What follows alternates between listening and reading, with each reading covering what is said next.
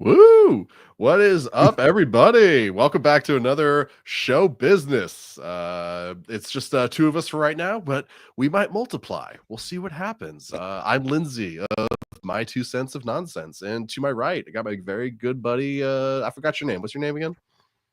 Hey, I'm Gray. I'm bringing the energy this week. Let's do this. Yeah, we're making up for lost people. Let's go. Oh my god! Yeah, good times. Woo! But I'm it feels fucking weird. down. We're driving Charles's channel here. Hopefully not into the ground. But yeah, a lot of pressure here. Imagine he wakes up tomorrow morning and he just has 0 subscribers. I can see. Well, no, I think we're going to do a better job than that. And just on the subject of Charles, too, like this is actually the first time I've done show business without my good buddy. But you know what? I'm excited. Let's have some fun. Indeed. In fact, let's look at some numbers. What do we have over here? We have the top 6. I had to sneak in the 6th place smile too, just because it makes me happy that it's still coming in 6th place. But in 1st place, Sure. surprising no one, we have the greatest movie of all time, the movie of the year of our generation, Red One, redefining all cinemas, everything, with $34 million. And then 2nd place, Venom dances his last time to a clean 7.3 million. Good for Eddie. Best Christmas pageant ever comes in with 5.4 million, with Heretic in 4th place with 5.1. They swapped places last week. They might again. We will see what happens. But then coming in 5th place, the movie that will not die, The Wild Robot, with only a 35% drop. That's crazy. I'm impressed, honestly. Even if I didn't want to see the movie, this would make me want to see the movie just to see what's causing the hubbub. Well, and it's streaming now. I mean, you could see it in the comfort of your own home, but you don't truly get to take in this amazing, like Robot Meeseeks character. You got to see it on the big screen. I can definitely understand why it still has some legs, but man, that just kind of, yeah, it's just showing me I know nothing about the predictions other than those kids movies. Man, they can really just go for the billions this year. I didn't anticipate this one being as big as it is, but man, is it sticking around. I think it's going to make it till the end of the year. We've only got 2 months left. We got this. Pretty much. Robot is going to make it to 2025. Robot 2025. That's what you're pulling for here. It's a long shot, but I'm on that bandwagon. Well, what's funny is until Moana comes out, there's not really a kids movie in theaters right now, is there? I mean, I guess Red One qualifies. Red we'll get One, to that. kind of, but there is some coarse language. It's definitely there's no questionable language in Wild Robot, so you're 100% like greenlit for kids in that one.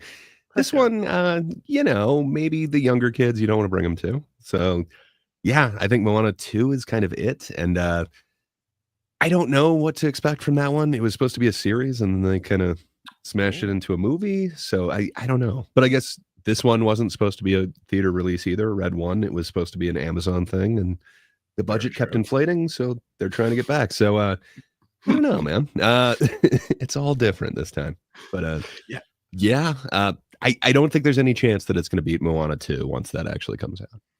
It is funny. The Rock is definitely going to know what The Rock is cooking at the box office when Moana 2 comes out. I apologize. Without Charles here, I just have to make my dumb jokes. But that's interesting that Moana 2 was going to be a series. Was it written and edited and they started storyboarding it, and then they, after animation had started, made it a thing? Or how much do you know? I do not know a ton. I just remember when it was announced as a series, and then it became a movie. So I didn't know how exactly they'd make money off of a series, but it seems like the theater is kind of the big bucks for Disney. But maybe I'm wrong. Maybe Disney Plus is profitable. You might be wrong, but you know who's never wrong about anything in the history of the world? Oh my God, he makes an appearance. Whose channel we're crashing? Hello, sir. Or pip pip cheerio, sir. Oh, good day, governor. Yes, and other likewise stereotypes. Good morning. But to answer Sean's question, no, Charles, any chance this could be a regular thing? No, come on. This is Charles's channel. He was just busy. my ears were ringing, so I was like, nope. I hear too many puns. How you But doing? dude, good to see you, man. You seem happy. What time is it right there? Did you just wake up or no? I'm just making fun of you, 2:15. but 2:15. No, Okay. yes to all of the above. Wow. Hell yeah! Wow. I'm assuming you gave Emily a nice big old hug the moment you saw her. Maybe not the moment I saw her, but Okay. within an hour or two. A polite handshake at first. You know? I traveled for delayed. 21 hours straight, so I was like, you know what? I don't need to conk out before I do anything. Gee, it takes that long. Holy shit. Well, man. door to door. Okay. Did everything get there? Do I want to knock on wood? Is any- Yeah, they charged me Insurance at the airport, worked. but Oh. whatever. At this point, it's just like, all right, now I have a receipt. Yay! But yeah, everything I'm glad it made it there in one piece. indeed. Yeah. Well, Well, don't slow this business talk down with my Oh, dude, Life- you Oh, just had a big no. life We just- change. You're the spotlight right now, my friend. yeah, Like, it's your channel, sir. let's make it even more so. Bam! Everyone, look at Charles. Point What at is him. Point at him. What? Still got no, that's too low. But sir, Still situating. did you see all like my attempts at like recreating like the beautiful things that you do for this show? Like my horrendous thumbnail. Using the impact font, are we? Oh yeah, you got. Oh my god, you okay? Wait, I don't think I did it for here. Can you tell what font I did for these numbers that we'll get to later? Oh. Could it be Hattenschwiller? It's Anton. Oh, Yeah, I know. Ooh, I'm not even fancy I enough for the fail. thing that you thought. But I fail. Hey, you know what you don't fail at though? Box office. Over numbers. under. I Yeah. failed at that this week. Gray finally Uh, broke the Schneid. I mean, you were the only. Hey. Oh, that's right. Gray was the only one who got it. Okay. Hey, good job, Mhm. Gray. Broken clock. It's at least twice or something. What can I say? I had faith in The Rock, and when you got Chris Evans and the wonderful Santa involved in this, how could J.K. it not Simmons. be more than 32? Yeah, I mean a beefy J.K. Simmons. He's no regular J.K. Simmons in this one. Oh yeah, I saw it coming in at least 33, I believe my quote was. So and it barely I- did that. yeah. Well, I mean, it did a little. I mean, what is it? 34? Yeah, it's slightly over 34. But still, congratulations, Gray.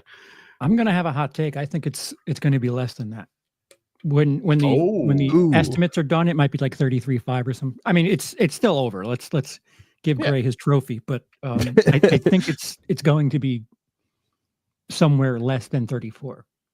That's So we interesting. I hadn't thought of kind of talked about it, but last week Heretic was estimated at 3, and it actually bumped up to 2. Yeah, You thinking Yeah. the estimates are gonna change again? This time we're going down below 33. usually. Red one? So the day to day, where do I had it? you So did. it was 10 million on Friday, 13 yesterday, and 9.9 today. I usually, when the numbers for Sunday are close to Friday, it goes down, unless it's something Mm. like a holiday weekend or something. That's But a I cool factoid. I did not certainly. know that. Well, it's not something you could set your clock to, but usually if Sunday is close to Friday, they might be a little wrong. Buongiorno, Dice. Right.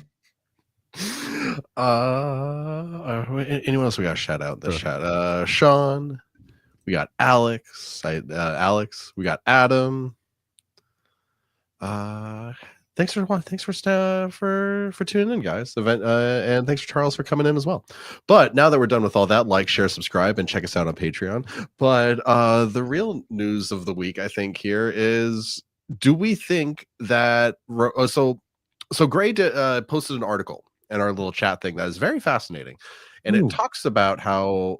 Well, Gray, it was your find, sir.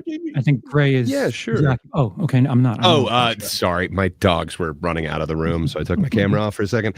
But yeah, it's just a variety article, and I just hadn't actually seen this kind of thing. But according to that is awesome, Jacob, the the most amazing of members is a member for 2 months. Of course, we have to shout out the executive producer, Seriously. And upping he's his Greatest membership, human and being everybody else. alive. He's on a higher Indeed. tier too, so that's kind of a big deal. Blu-ray's a higher tier than just. I think I'd call it video rental, but Okay. Blu-ray is me and my yeah. stupid tier names. But right on, Jacob. Thank you. Yeah. Jacob, thank you for So- continuing to be awesome. So the budget for Red One is 250 million. So you'd think, okay, so they're shooting at making 250 million plus whatever the advertising is, right? Like that's traditionally what you're shooting for to make money on a movie. However, apparently that's not what Amazon MGM is necessarily doing. If you remember with Red One initially, it was supposed to be a direct to streaming video. So Mhm. they weren't ever like looking to actually make any sort of box office back on it. And Mhm. apparently all the marketing efforts for it are roughly around $100 million. So Mhm. all that MGM or Amazon MGM is looking to get back on this is $100 million. If they can make their P&A or the promotion and advertising, Mhm. if they can make that back, they view it as, hey, they got all this advertising for free, then it's going to streaming. So anything we did in that run is just like a cherry on top, essentially, is what they're saying. I have never heard anyone compare movies that way. When you look at essentially like Joker Folie à Deux and Mhm. this one, they have similar budgets. It's around 250 million. I guess Joker was a little bit more like 250 on the advertising. So they have a slightly higher one where it's about 350 all in for this. But they're only looking to make back 100 million, which they've almost done opening weekend worldwide. Yeah, with the international budget in there too. Does that make any sense to you, or is that just like, as I believe Lindsay said earlier, cope? It was his thought anyway. It does scream copium. It certainly does. Not to use internet lingo, but like if this movie was at like 150 million right now, they wouldn't be saying, "Oh, we only wanted 100, but this 50, oh, we're definitely gonna take it." You know, like, yeah. Take it out of the theaters then if you don't need the money. Right. I don't know. Maybe let people see it for free in theaters. That be weird with it. so. If it's a similar, it is not the highest grossing film yet of all time for Amazon MGM Studios, which is a relatively young conglomerate. The Beekeeper, which came out earlier this year, is the highest grossing Amazon MGM production, and that has 152 million. That opened on January 10th, but was on streaming by the end of January. So I think that's kind of the thing, right? Like are we all assuming that this is going to be streaming by Christmas so that you could watch this? Yeah, it seems that way, but does Amazon value their Christmas watchers that much to throw a $250 million ad for a streaming movie? But you got to think of it. It's a loss leader. This is starting the franchise. We're going to have the, every holiday character franchise with this. Dude, they cannot afford we to got the pay people Krampus, like we got the Easter Bunny, but it's the loss leader. These other ones are going to be unknown actors. They're not going to be The Rock. I have no clue. Who's But the Chris they're Evans not and looking to make the Chris Hemsworth they're going to get to be if they're not looking to make money on the actual like release of it, though, if it's supposed to be part of their streaming thing, that's all just to get eyes back to Amazon to get you to buy other stuff from them. I don't know, man. It's interesting. It is weird. I'm like antiquated, and when it comes to like streaming shit, all this like newfangled ways of showing that you're making money while the numbers say quite the opposite.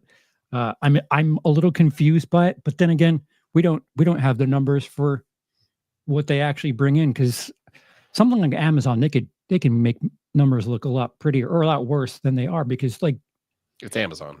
Yeah, how often like you don't hear about a movie theater's laundry bill, but because Amazon has their fingers in so many pies, it's I don't know. I don't doubt it, but it screams copium. It's just. Has there ever been who a wanted movie it to be that way? studio with unlimited money before? Like, I'm not saying Amazon has unlimited money, but like they have the next best thing to unlimited money. Like, have we ever been here before? Disney. Oh yeah, I mean, actually, okay, yeah. no, that's true. Yeah, sorry. Okay, Kind of I got thought I Disney had and a good Apple point. as well. No, But they did yeah. kind of bring up Apple in that one as well, kind of saying it's a similar thing. Like they're not expecting to actually like make money from box office, so perhaps that's their model is completely different. But That's what the It just- iPhone is for. I don't know. Yeah, I mean, it's you watch The Rock, you want the iPhone. I don't know. I'm not sure exactly how that works. You know what's funny is they could actually win a lot of brownie points, Amazon, with this strategy of look, we're just doing an advertising, so we don't care about so you know what you do? You get a better split with the theaters than other studios would. So instead of like opening weekend, like the studio gets 90% and the theater gets 10%, right out the gate, right from opening day, 50-50. And then, like the longer the movie's in theaters, then you start going like 60-40 in favor of the theaters, maybe, or maybe you just stay at 50-50 the entire time. Like, not a lot of people would understand that, but that would be the kind of PR move that would make theaters love having Amazon movies and make them play them in theaters longer and really push them. And maybe it could start like a shift in the system. I don't know. Maybe I'm dreaming here. But if they really don't care about money, there's a lot of things they could be doing that they aren't. Well, I think we're kind of all in the same boat. I mean, someone mentioned it earlier that Cody kind of didn't hate it. And I might be on a boat slightly less hateful than you two. So leave. By no means is this like my top boat of the year. I don't know. I'm speaking all boat talk here. It's nowhere how near many the top of my pies list. do your fingers going? Way too many. Enough.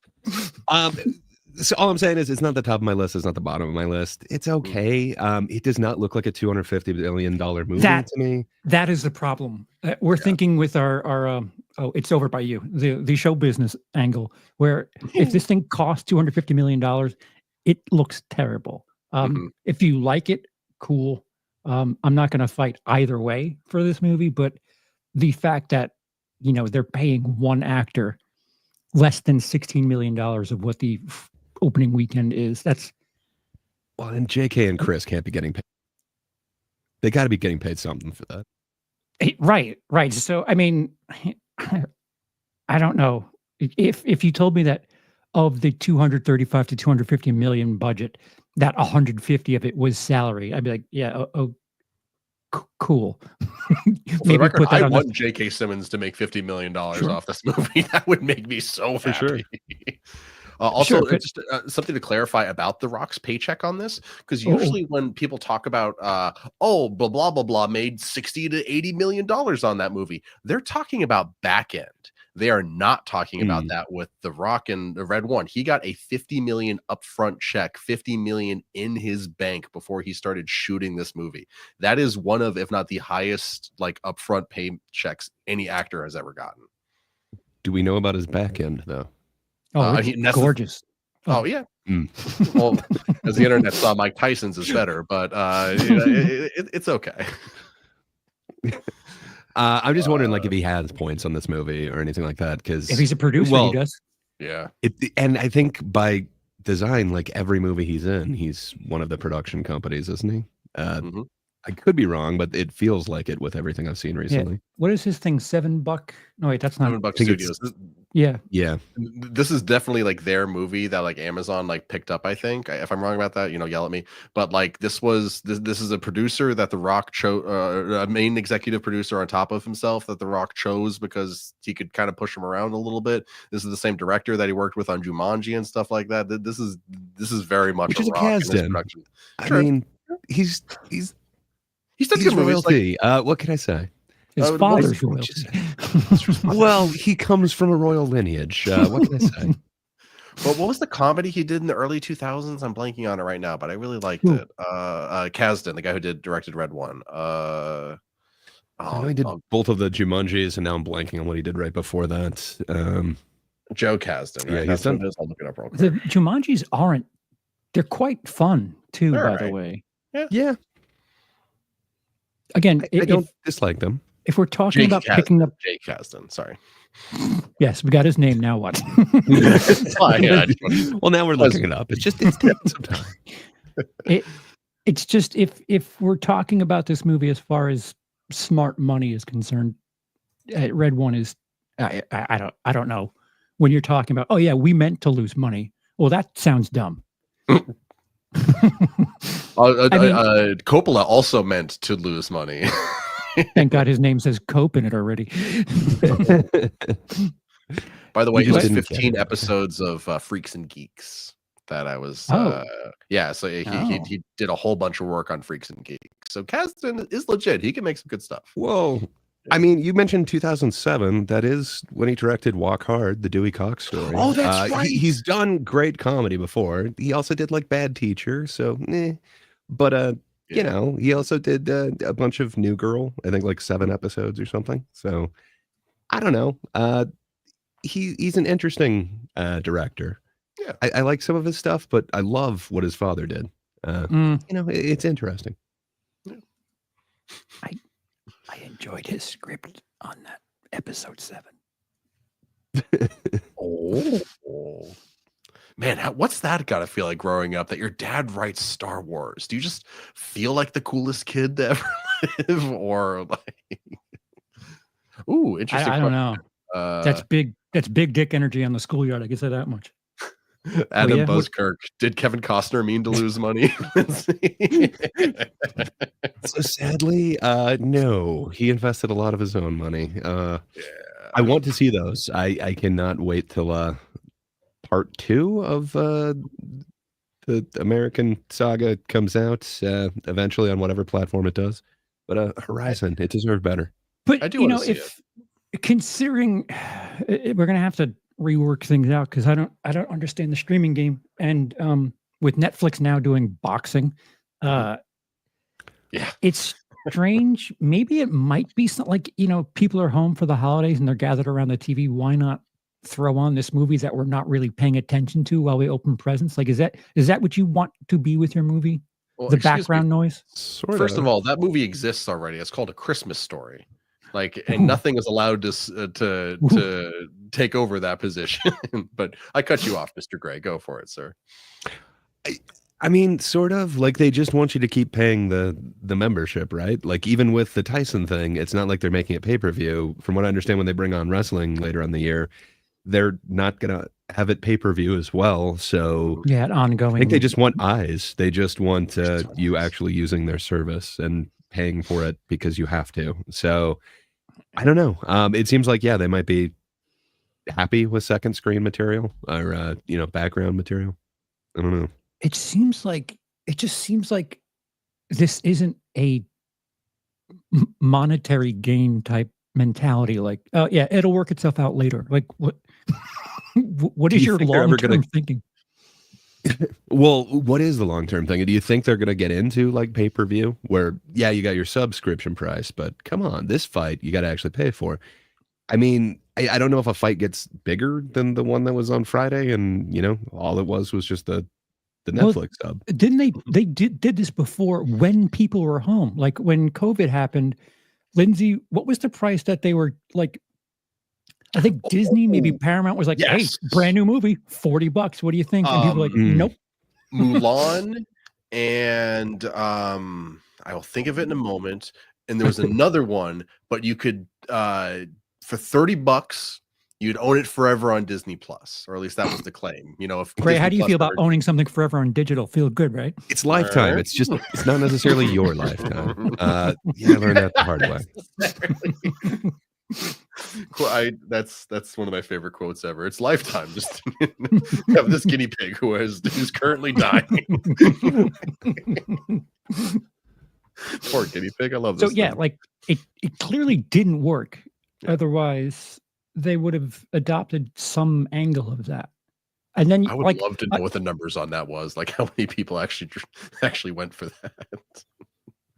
well, yeah. So then you have the inverse, or what I brought up earlier. Beekeeper came out in January this year, and it stuck around even though it was available on Prime. So to be Wild a Robot. decent, what was that? Like Wild Robot. Oh yes, indeed. Yeah, I it's still still around. haven't seen that. Still top 6. I fell Oh, asleep. do yourself a on- favor. I was watching Penguin and fell asleep on the plane. So I don't know if what's better for that, Ooh. being asleep on the plane or falling asleep on the Penguin. Colin Farrell put you to sleep. Wow, sir. Wasn't him so much as a certain female actresses' cleavage in every goddamn shot. What was I saying? Shit, I talked about boobs and now I'm lost. Beekeeper. It was yes. January. So that it is still the highest grossing Amazon MGM thing. And to be successful in January, February, March, like those months, that's like Blumhouse garbage season. Like, here, take it. We don't know what to do with it. To be like, I'm not saying I mean, it is the highest grossing film of the short-lived history of Amazon MGM. So it's something of a big deal. And go ahead, Greg. It's like John Wick, but for his bees. I can kind of understand the appeal. But that's the thing, like, you know, I don't mind watching this. I'll watch it at home because it's on Prime. People didn't do that. We lost Gray. Either that or he's really thinking about something hard. He's really putting on his pantomime right now. Mustache. Really was The Beekeeper good? I haven't watched it. I'm fascinated now. It's John Wick, but with bees. That sounds amazing. Like, and someone come in and just like spray all his bees and they all die, and he's just so domestic is 66, international is 86, total worldwide is 152, and the anticipated success of it's over the cone. So it, as far as you know, everything that happened before, it did well by normal box office standards. It succeeded. Cool. Yeah. So they don't have to put any weird asterisks on it or claim they didn't want to make money on it. Yeah. Wait, I don't know if I'm able to show this thing. What do you got? It's a lot. I'm talking about images and not able to show you images. Yeah. Yes, Beekeeper. Yeah. So I am sharing the image thing here. Add to stage. And so we got a Gray back. The gold line. Sorry about that. Hi, Gray. Hey, my internet sucks. My bad. So it's barely above it, but that gold line is right above the industry standard there, which is, I mean, I'll take it. I'd rather take that and say, oh yeah, we meant to be a streaming movie, rather than, oh, we're losing, it's on purpose. Huh. Yeah, I mean, it is interesting. I never would have thought that would be kind of the number one box office streamer. Well, it's only been around a year and a half, so give it time. Well, out of curiosity, so it. What, you want the rest of them? My dog is No, my dog is ringing a bell. I'll just go quiet and stay with my curiosity. Well, no, go ahead, shoot it. We don't hear the dog that much. What are you curious about? With this, so it's just streaming, but so is this like you can rent it on demand type? Yeah. So numbers.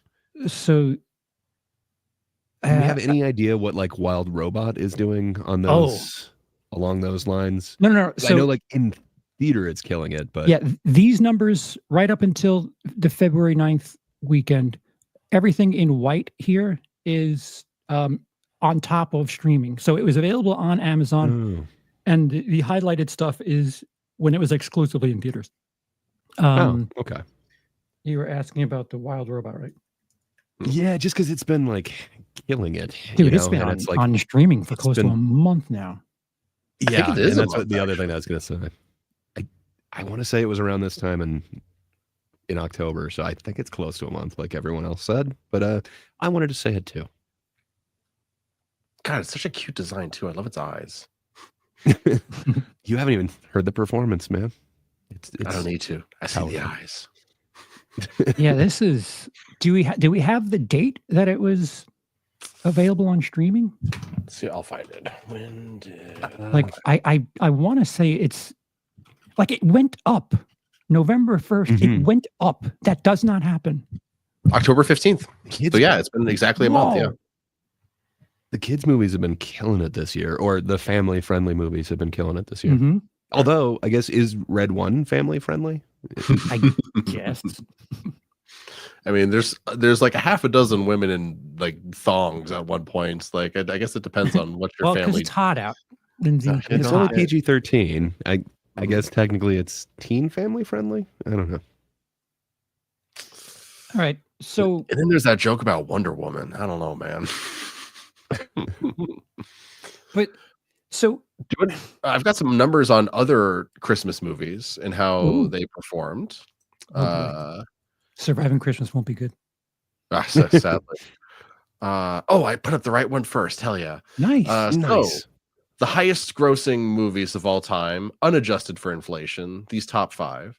I put some asterisks next to Home Alone because when you look up Home Alone's box office cum, it includes multiple re-releases. So this is this is its original First run. run.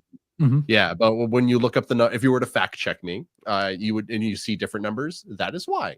But we're not include about additional facts here, runs. so it's fine. Exactly. Facts don't care about our feelings. It's all going to be good here. Lindsay, your font use makes me angry. It's okay. I do. What's funny is when I got onto this computer from my old computer, I lost a lot of fonts. Oh, And so I've been lazy about rebuilding my library. We could talk about that off stream, though. I would love any Indeed. and all feedback you have to give me on that subject, sir. so yeah, Grinch, Home Alone, Chipmunks. Mhm. Why is that a question mark? because I did not think that the first Chipmunks movie was a Christmas movie, but according to the internet, it is a Oh. Christmas movie. So I I cannot don't want to remember. disagree with the data, but Wait, so by that logic, shouldn't Die Hard be on this list somewhere? I agree. It should be. Yeah. And Gremlins is- has to be up there too. Oh, good call. It has to be. Best This is monologue frustrating. ever. Maybe It's this is very annoying. family films. No, on Wikipedia, this was the highest grossing Christmas movies of all time. So Jacob Benson brings up Jingle All the Way. Ooh, Oh yeah, Not very not good one of the top 5. It's nowhere. Blasphemy indeed, sir. So I'm kind of, I forget which one was Grinch 2000 and which one was Grinch 2018. the 2018 was is animated. the animated one with the Minion type animation. Okay, I was going to say that doesn't feel like Jim Carrey was just a couple years ago, but hard to remember. Everything is a Well, blur.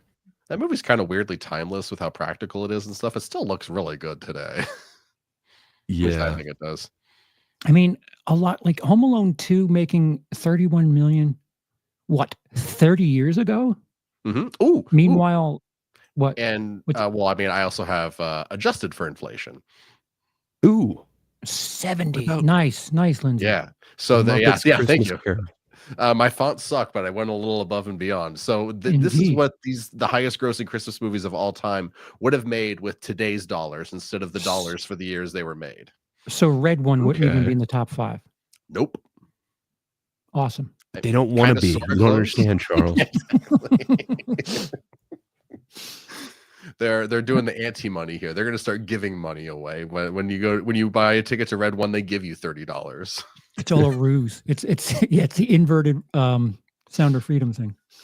God. We're gonna pay it forward. Only we're gonna give you money, and you're not gonna have to show up. Oh, I forgot. I wanted their budgets. If I remember correctly, though, here, give me a second, and I'll get my Take it fact down. check up here. Take it down. Okay. Those Oh, letters hurt my eyes. I'm sorry. I'm sorry. You can scold me later, Daddy. It's fine. Where is it? Grinch 2000. It cost Ooh. 123 million to make, but it made sorry in their dollars, but in today's dollars that was 225. So oh, so very less. comparable. Yeah, well, I mean, Grinch was less money to make than Red One. yes, but Man. it's just it's just not there. Sorry, that was the point I was really trying to make. Like these movies. And again, I apologize for my horrible fonts, but this is the range that if Red One wants to like legitimately like actually make money, it needs to pull in, 400 to 600 million, depending on what they actually spent on advertising versus what they're willing to tell us they spent. And it's so much under these other movies. Yeah. And when you really stop and think about it, so pull 34 this weekend, easy math and business logic, it'll make 17 next weekend, and then it'll make 9, and then it'll make 5, and then it'll make 3. It's barely going to clear $100 million if it's lucky in the States. Yeah, domestic. Yeah. Yeah. Wait, weren't some of these like in the 60 million range? I know it's now up to like 600 million, but If you adjusted, the So if adjusted you- just saying. Red One's not even in that top 5. Yeah. Oof. All right, fair enough. Yeah. Home Alone is the lowest of those 5 adjusted. That's silly. I just had hope for Jingle All the Way. It was like 60.1 million. So I don't know. Adjusted, that's Maybe like 100 million. maybe I don't know. Wikipedia didn't think that it was a Christmas movie. Nothing. because- Look, I'm not going to pretend like my list is perfect. There are issues with it. Still don't think a chipmunk movie with like a scene set at Christmas counts as a Christmas movie. Well, But and that's the multiple thing. ones, So, okay, your Chipmunks one, which do any of us remember the first Chipmunks movie? No. Is that with what's his Okay. face from Mallrats? Yes. Yes, Jason Lee, man. Oh, awesome, Jason Lee. I vehicle. used the GIF, but the oops GIF. but from 1992, the Muppets Christmas Carol, which is like so memorable. Like, I'm sorry, Michael Caine, like talking to Muppets the whole time. It grossed 27 million, even when like adjusted. Mhm. It's nothing. So- I don't know. I just thought that one was so much more successful than it was. I thi- guess. I mean, Numbers you're break your bringing heart, up man. you're bringing up something that I think about when it comes to Christmas movies is, the stuff that's not even on that list is probably the things that we watch. Yeah. And Mm. it's associated with, holidays and being with family and stuff that's on the TV. Like at every Thanksgiving, I end up watching Planes, Trains. It didn't do that well, but it's one of those things where, it's got a much longer life at home than it does at the box office. And it seems like Red One fails at both. It's not even making money. And are you going to be watching that in a year? No, but Cody might. He did mention that maybe it's not going to be a yearly one, but he could see every few years watching it with his family. A bi-year. I don't know. I don't think I want to watch this one again, but I might want to see what's going on with the world. Like that Krampus costume looked pretty awesome. If this This does is the best part of the movie. launch a franchise, Great. There's I like might be. there's 5,000 Krampus movies if you want to watch Krampus. But they didn't look like this Krampus, man. It was full costume. It's not Is it- CG Krampus. Is it worse if they look better than this film? Do you know who played him, Probably. by the way? Who was in the costume for Krampus? I knew it at one point, and I'm totally blanking. So no, I do not. Tormund Giantsbane from Game of Thrones. Yes, Oh. which is That's awesome. why he's so fun. Yeah. There were quite a few fun cameos in this, which is just weird. Yeah, I guess if all you're shooting for is to make 100 million, I think they're going to do it in their run. So Luke has kind of highlighted what you were saying, Lindsay. This weekend is, 5 days from now is Gladiator 2. Mhm. The following weekend is Wicked. Yeah. No, This it's movie- Gladiator vs. Wicked, and then the following one from that is Moana 2. Oh, that's They're right. trying to do Oh. like a Barbenheimer thing. They're competing. I stand erected. Do we Wicked think, later. Uh-huh. Glicked. Oh, I like Glicked. That's a good one. Right. Wicked So stuff. this movie won't even be in the top 3 for No, it's definitely going to be Wicked and Gladiator 2, but and I don't know. Moana. So I guess The Rock that just one's doesn't the care because he's 27.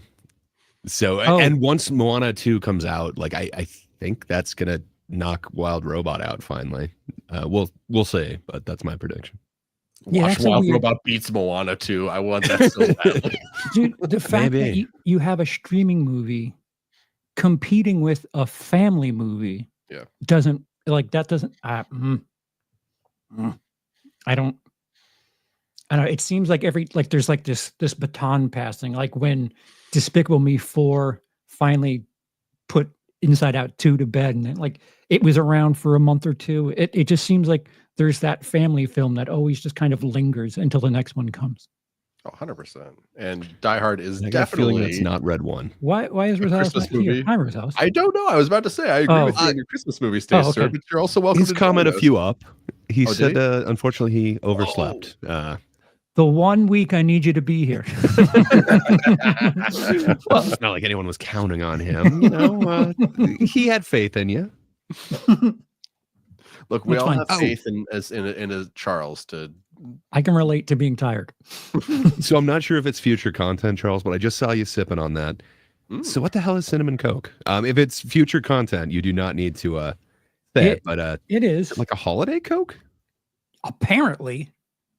Oh, and the British don't like it when an American says how ridiculous they are about temperature. Wow. I didn't realize how butthurt they'd get about Fahrenheit. Should have used meters. Come yeah. on. Look, Like, Celsius and I was just doesn't joking. sound as cool. Like Celsius 451, it does not sound as cool. Yeah, I don't. For literary references. It's wild. We had it in America. I want to say like 3 or 4 years ago. Okay. Really? For I guess I just missed it. I remember the Peeps one. I don't remember that. How the fudge? So this is the second time Oreo zero sugar tasted quite sweet. That's the one thing I would say is an issue with the diet and the zero sugar ones is that they zero sugar. You can tell that they're just like, but this cinnamon one tastes sweet. So I don't know what chemical they put in this that makes it 0 calories or whatever. But it tastes fine. It really does. Did you hear about the one good thing that RFK Jr. wants to do? Listen, you Americans take care of your business. He wants to make it so Coke can't use it's got to go back to cane sugar, no more high fructose corn syrup. I'm kind of down for that. Like I wish we could have gotten that another way, but I'll take it. Oh, I would have voted had I known that. What did you think of the poor corn farmers? What do they do with all their corn syrup? Free syrup stuff. I'm curious to see what Big Coke has to say about that. Or not Big Coke, just Coke. Yeah, it's Coke. Is there stages of Coke? Big Disney. Jesus Custom Footwear says, we all seem pretty lukewarm on it, but can you rate Red One? Ooh, I'd be interested to hear where you guys put it, because I think you're a little bit less warm than me, and I think I'm a little less warm than Cody. So, I don't know. What is Cody's score? I don't think he gave it out of 10, but he did say that he could see this being like a bi-yearly family rewatch, which, that puts it pretty high up there for me. I feel like there's a lot of holiday ones that I will never see again, but, I think for me, if we're going like out of 10, I think I'd go a 6 on it. It's not the best. It's not the worst. It just kind of is. Like if you've seen The Rock in any recent roles, it's that. If you've seen Chris Evans in any of his non-Captain America roles, it's basically that. Just he's got a very weird New York accent in it, but over the top. All New Yorkers commit crimes. But I don't know. What about you guys? So do you think it's less than average? Would you go lowest of the year? I've heard a lot of people say worst movie of the year for Red One. I wouldn't say that. It's disappointingly bad. And considering we're on a business show, I would factor in the money spent on that. It does not look like a $200 million movie. No. That scene where he's like sliding down the chute, was he just like leaning backwards and they just filmed a camera, or was he like going down like an actual slide with like a drone? How do you shoot something and make it look that bad? Sorry, go ahead, Charles. I feel like if someone did it as like, in their backyard or their personal home computer bay, and it's like, oh, that's almost like realistic. But the fact that it's a major studio that did that, it's troubling. But if you're not factoring in everything about the budget, like if you're just watching it, again, if you're home with it on in the background, I might give it like a 5 out of 10. Mm-hmm. Maybe a 4. It's not something that I'm going to seek out. That's for sure. I might leave it on if it's on TV because J.K. Simmons. You're going 4. Ooh, even with 5. Like that beefy of a J.K. Simmons. I'll watch Whiplash or The Ref. Thank you very much. Even for his limited role in The Ref. No, I'm right there with you. This is a 4. This is a failing grade. This is you must take the class again. This is you didn't read the book, and I can tell you didn't read the book. Like the world is interesting, but it's basically just Rise of the Guardians from 15 years ago. It's cute that The Rock can make things bigger or smaller, but it's just Ant-Man. Like everything that's interesting in this movie, like even like that sliding scene, it stands out. You know what you know why it stands out? Because it makes you think of Avatar. Not What about the abominable snowmans? There were snowmans. They had carrot noses. Yeah, I did like it when he like put out the end of his nose that was on fire. That was kind of cute. They And I could do like J.K. freeze people. Simmons. And like I did like the Headless Horseman thing. I love the Headless Horseman. Pretty much anything Headless Horseman related, I'm usually pretty interested in and down for. I never watched that series where he's like what was it, like the Sleepy Sleepy no, Hollow. yeah, Sleepy Hollow, the series where he's like a horseman of the apocalypse or something. I never saw that. I kind of want to. So like the world and the cast and a couple of the jokes get this movie a 4, but nah, man, like it should not have cost the amount of money that it cost. It should not be as vapid as it is. The Rock's character shouldn't be as pointless as it is. It steals from so many other movies. And it's his just homage to. Come on, it's just celebrating these other movies. Greg, your ability to advocate for the devil is legendary, my friend. I love it. Thank you. So I've had a much. long time working on that. A lot of practice. Well- So can I ask you guys then? So both Dwayne The Rock Johnson and Chris Evans, supposedly their next projects are both A24 ones. Ooh. So Oh, the Rock's Rock, in one of those? he's in one of the Safdie brothers films that's going to be kind of this drama where apparently he chose it because it really is kind of a range for him. I can't remember the details on Chris Evans other than it is like an A24 one and he's also doing something a little out of his range. Does this put you off of looking forward to one of those because you've seen them as this character? Or I don't know. I've heard a lot of people saying like this is the end for The Rock, that like this is yet another failure of the same type of character. Are you looking forward to the Safdie one at all? He could reinvigorate himself there. It's just, if you told me, if you didn't tell me the budget, if you told me J.K. Simmons, The Rock, and Chris Evans, I'd be like, ooh.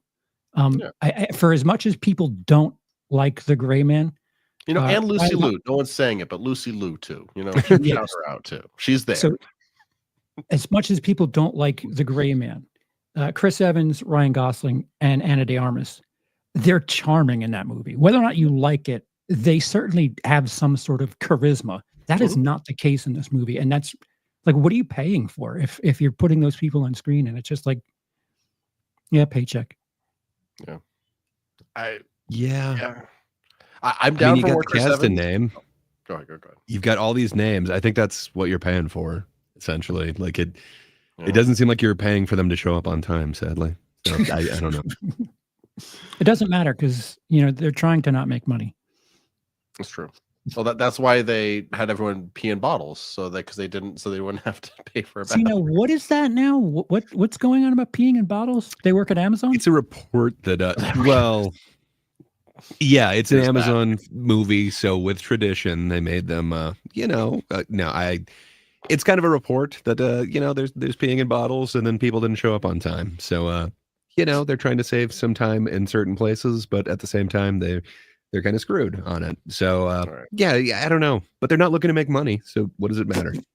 So then let people have pee breaks for 15 minutes. Well, that's the thing. I think it's The Rock who's like, everyone, like, look, I'm not gonna look. Let's just keep shooting. I'll just pee in the bottle, and we can just keep going. So it's like he's showing up The 8 Rock hours was the one late. peeing in bottles. Yeah, and then he's trying to save time by peeing in the bottles after being 8 hours late. It's like, I don't know, man. I don't really Dude. think that balances out. He is the anti-Tom Cruise. He really is. You don't think Tom Cruise could go in a bottle?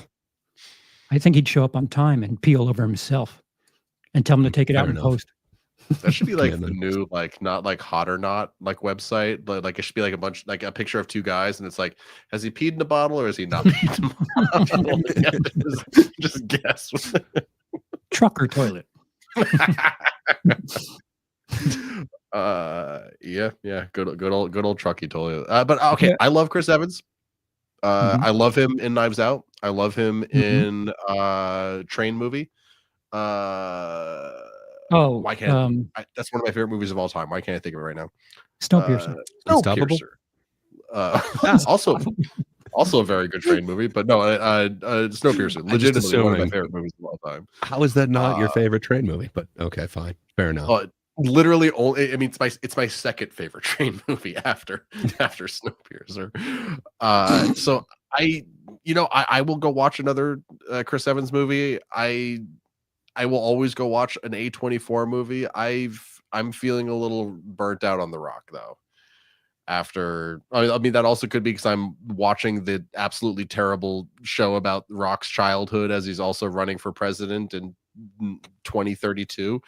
Young Rock, it's a real show. It's a freebie show at that on Prime. So At least tell me he's in the third party. Actually, he has not. I am on season 2. He has not said a single political thing in Cool. either seasons. He's just all about bringing people together and just doing the most American thing you can and getting people jobs. That's as political as he gets in this show. And showing up late for those jobs. Well, actually, they do make a very good point in the show talking about how The Rock was always the first person in the gym, and I'm like, okay, buddy.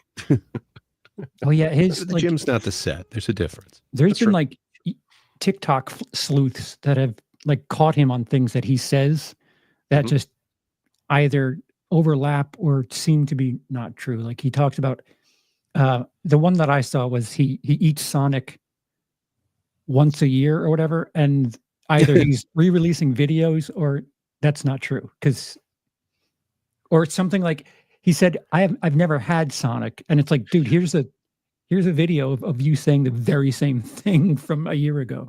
Wait, did he say that about Sonic? Because I think it's 3 I don't- separate occasions. It's Then maybe it's the same thing then. Because on Some 3 fast separate food. occasions, he's posted on Twitter, I'm having In-N-Out for the first time.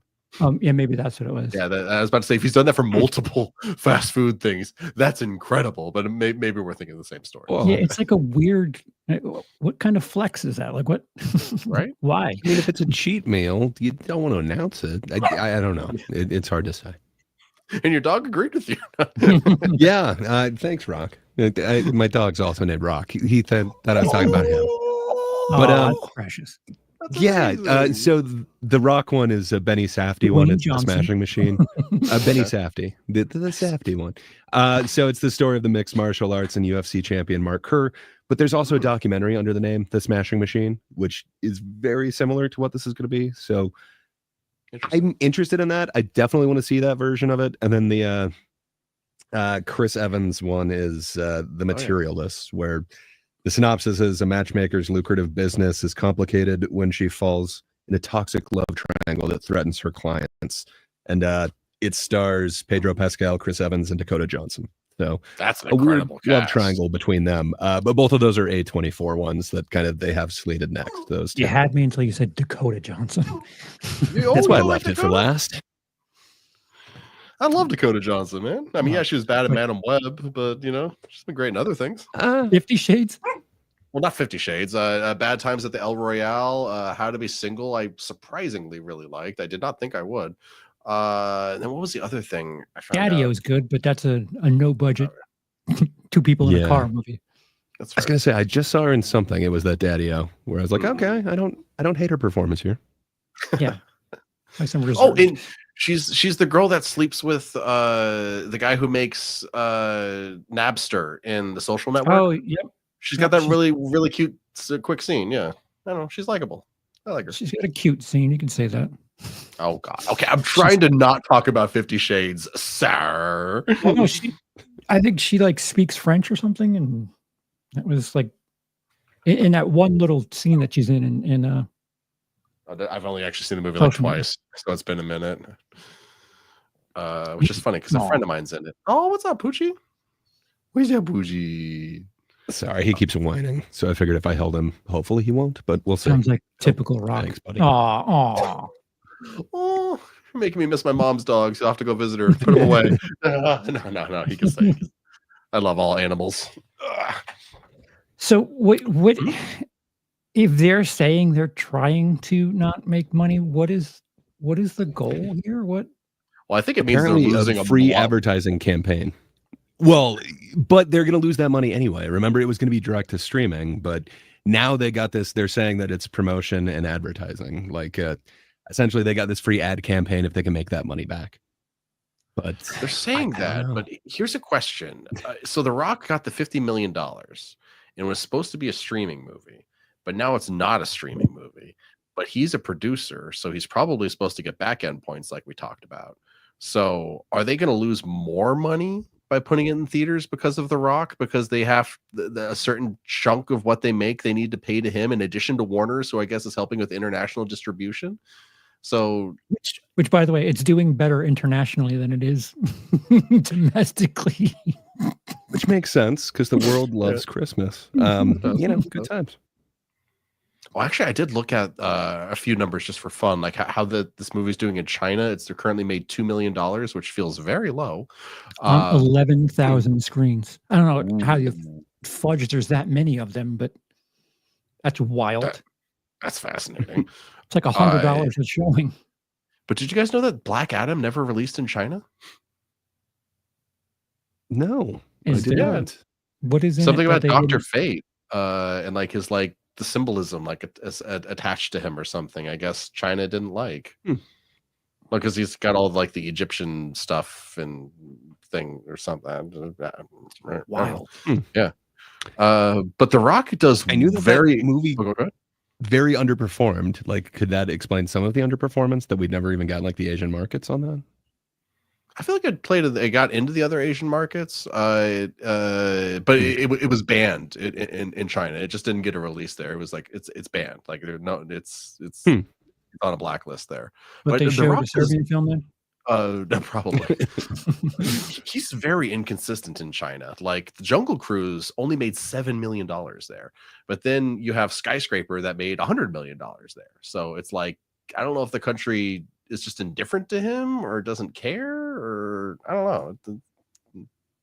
But then I mean, I get the Fast movies all made a buttload of money too.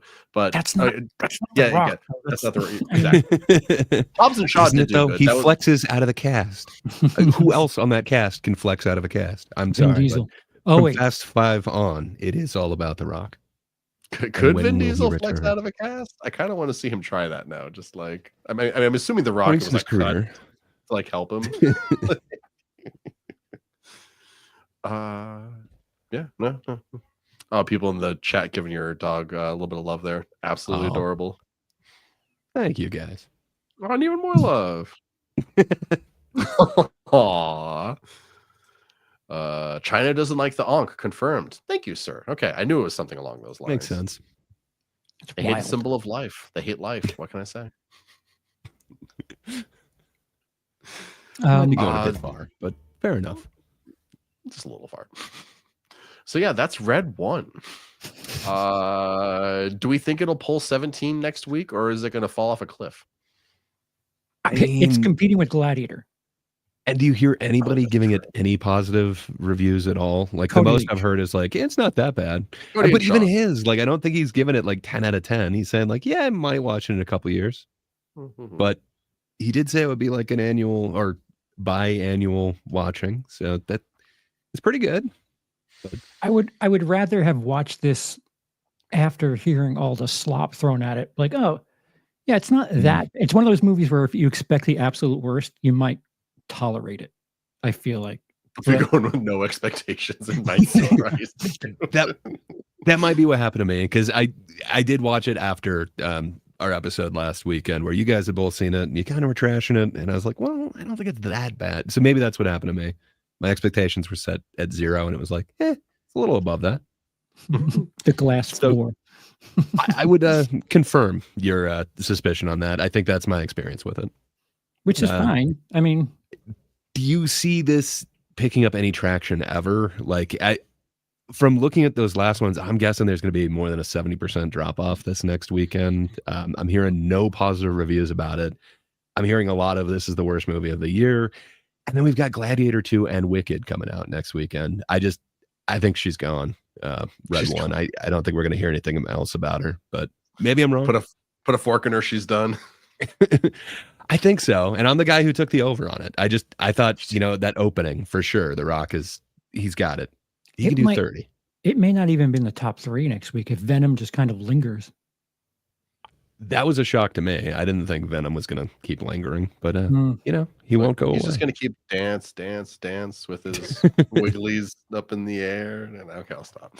See, I'm trying to think, like, looking ahead, what what place in Christmas film watching does Red One have for people that want that? People have stopped, there's more people on the naughty list, but it's got an action element to it, like, globe-trotting, as all Christmas movies are, globe-trotting. Like, if you want an action movie for Christmas, you're watching Die Hard. I would think so. If you want a people lost their spirit or whatever, I would watch The Elf. Also a good choice. So Yeah. Violent Night. Violent Night also comes up. Yes, it's a pretty fun action one. If you want like kind of a darker comedy, of course, Bad Santa kind of comes up. It's not seen as like the worst. This delves into some of that area, but it doesn't go into it hard. Like this is kind of a mid ground with a PG-13. It's not quite for kids and it's not quite for teens. I don't know exactly who it's for. It's a weird spot to be in. I think I would put Red One below Christmas with the Cranks, but above Home Alone 4. Oh. Just to give you just the most random, how am I supposed to interpret this data ever? Good luck with that one, guys. I'll watch Surviving Christmas 3 times in 1 year over this movie. Which one was Surviving Christmas? I don't even remember. Ben Affleck. Yeah. And James Gandolfini. Yeah. Okay. It's got a weird spot in my heart. Wasn't it like it wasn't Reese? That's a weird one. I need to revisit that one. I forgot about the James Gandolfini part. But are you thinking about 4 Christmases? No, well, I did kind of compare those two, and then once you mentioned the Gandolfini part, it's like, oh yeah, it's that one. But I swear there's a female in it too. But now I'm blanking on who it is. Thank you. Oh, thank you. I could not put her in my mind at all. Thank you. I love me some good old Katie O'Hare. Yeah, she's awesome in everything. But come on, Gandolfini. I need to re-celebrate my Christmas with Gandolfini. Definitely deserved. Oh, here we go. Red One would fall into the Santa Claus 3 collection, in my opinion. 2 movies that are mediocre, but at the very least entertaining enough. Yeah. Yeah. Okay. It's not my first choice for any subgenre, that's for sure. When y'all gone through the Silent Night, Deadly Night franchise, let me know. Garbage day. Ooh. Also, I just got a text from Mama Nonsense. It's been 16 years since she got her surgery and she's surviving cancer. Yay, Mama. Today's the 16th anniversary. Awesome. Yeah. Mama Nonsense, go. Woo. And the best way to commemorate her is by talking about a rock movie. Her favorite actor of all time. What are some of your guys' favorite Christmas movies, just out of curiosity? Or holiday movies? Ooh. The aforementioned Jingle All the Way is amazing. I can't deny Gremlins, man. That just has that one monologue that it really it touches me in a weird way. What can I say? It brought me to feels. I feel like there's so many more. Muppet Christmas Carol. You can't beat that. Michael Caine. Gonzo. It's perfect. I don't know. I think those are probably my top ones, other than all of them that are on TV. Who doesn't love A Christmas Story? But what about you guys? What's your go-to? Yeah, I'm a little fucked up. I like The Ref. I like Bad Santa. Die Hard. Surviving Christmas is probably in my my rotation. Home Alone. I'm going to check that one out again this year. Oh, I think Home Alone is my top one. It's probably the one that I've watched the most, and I don't know why I didn't remember that. But come on, Wet Bandits. Sticky Bandits. Oh yeah, I'll take the second one too. Yeah, the second one's got its moments. I mean, it's got one moment where like someone walks on screen and it just becomes like the worst thing ever. But our 47th president of the untied states of America. Oh, don't remind me. So I'm gonna go like it's kind of the opposite direction. I love Krampus, like the 2016. Like that movie is so damn good and captures like the themes of Christmas so well, and it's just I adore that movie. And Troy nailed it too. Yeah. Scrooged. Oh, So Scrooge. Oh, yeah. good. Mhm. From Bobcat's role to everyone in there is just like so perfect. Man, I'd love Scrooge. So Yeah, good. yeah, Alex Duthright, Black Christmas 2019, one of the best holiday films ever created. And you're not even giving me a smile, Charles. Oh, there it is. Okay. I had another one. Iron Man 3. I know it's kind of a funky one, but it's set at Christmas, and it's about a family coming together. So, it works. One of them from last year that I think I do want to go back as The Holdovers. I got to be honest, like it's this amazing film. I can see why it was nominated for everything, and then sadly, it had this controversy where they kind of accused the director of stealing it, and when you look into that, it's all like a real bunch of nonsense. It really feels like they kind of stole the limelight away from what that movie truly deserved. But if you get a chance, it feels like it's directly from the 70s. If you want to check into it, there's a whole bunch of videos online that kind of explain why that plagiarism thing was completely overblown. But man, it feels like it's this forgotten gem. If you haven't gotten a chance, it's some amazing performances, and then just it has a completely different feel than I thought. But it truly captures that kind of alone at Christmas feeling in a good way. That's interesting. Okay, I'm down. Another funky one, Prometheus. Ooh, yes. It's set Did at you have a Christmas Christmas. tree? Yeah. I'm just gonna keep throwing out the weird ones, I guess. But yeah, no, I watch that if not every year, every other year. I think I watch just for fun. Also, I like Prometheus. I'm that weird guy. We still have a holiday before then, so That's true. Yeah, that there's Planes, at least Trains. 2 movies dedicated to it. People have mentioned Planes, Trains, and Automobiles, but come on, Oh, it's specifically a Thanksgiving film. And then, of course, the Eli Roth special from, was that just last year? Thanksgiving. Yeah. Dutch, Top Secret. Oh, Dutch. I totally forgot about Dutch. I love that. Love Oh, that man, I movie. used to quote that one. Do you guys recommend the Eli Roth one? Because I'm kind of curious. After Borderlands, I kind of want some old school Eli Roth. Just like, It's Old way school? better than Borderlands. Well, maybe not It old is school, so but- much better. okay. It actually feels like he took the time to finish this one, unlike Borderlands. So, if you do enjoy some Eli Roth, it's decent. I loved the short a lot more. It doesn't go as hard as the Grindhouse original short thing, the preview in between. Oh, that's where it came from. It was originally one of the Grindhouse shorts. Yeah, it was one of those fake films, like the Nazi werewolf women of the SS or whatever. It's one of those that was just the fake ones in between the 2 features. That's great. Okay, that's pretty great. What were you saying, Charles? I don't remember what I was saying. Oh, he writes for like douchebag characters, so So well. you're not going to like any of them. That's just like Tim a Dillon was staple. pretty good in it.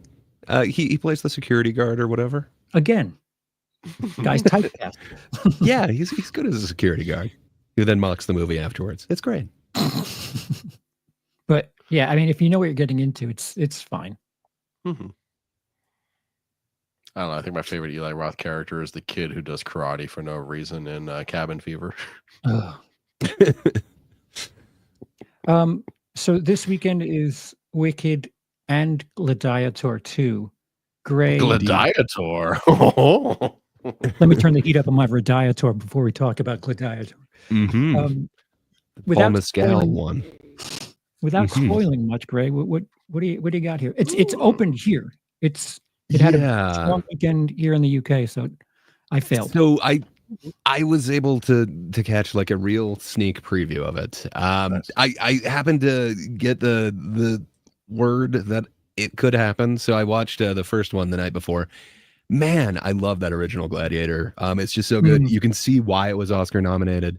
There's just there's so much, and there's so much like masculinity that Russell Crowe brings to that role of Maximus. And even though it is nowhere near historically accurate, man, I just have such reverence for that movie. I remember getting kicked out of an electronics store because of that movie when I was a kid. I can't remember if my dad actually wanted to buy something or what, but like we just walked into, it was either like an Ultimate Electronics or Circuit City or something, but they had this giant theater room in the back, and it's like, oh, cool. We walked like straight from the front right into the theater room, and Gladiator was just playing. So it's like, okay, we just sat there. watched like a good 3/4 of the movie, and then they're like, "You got to get the hell out of here." So, Nice. I don't know. It's got a That's certain amazing. reverence in my heart, and I love me some Marcus Aurelius. I understand he's only like in the first part of it, and that's not really how he dies. But man, I like the way that they kind of weave these real characters through this drama, and they really create some characterization. I think Ridley Scott has really failed in that in his last few films for me. Napoleon, I really love it. It feels like it could have been like a Gladiator type of deal. The battles, they look amazing, but there's almost no characterization. And for me, that's where it really kind of fell flat. Watching this one, there's a lot of beats from the first one that they kind of try and redo, but man, it doesn't feel like it has the power and the character behind these. They kind of give away in the advertising who one of the characters is, that it is a character that we saw in the first one. But man, it doesn't have the impact to me that I was really wanting for. And man, when you go back to that first one, it's got so many amazing performances that were like the first time I met Joaquin Phoenix, the first time I met like Russell Crowe, even though he'd done like Romper Stomper, and I think Joaquin had done like Clay Pigeons and a bunch of stuff before To that. die But for. yeah, but this is the first time to like really, show them off to a large audience, and you can see why it was definitely, why it was definitely nominated. In this one, man, I wanted so much more from all these characters. There's one actor who really seems to be enjoying his time there, but even that, it really doesn't kind of save it for me. I see like a shadow of what Gladiator was. So if other people can get some out of it, that's awesome. The battles look pretty epic. Ridley Scott is really good at filming kind of action scenes, but to me, they don't really make sense. I think they show it in one of the trailers, but there's sharks in the Coliseum. That doesn't really make sense to me. In the first one, we had tigers.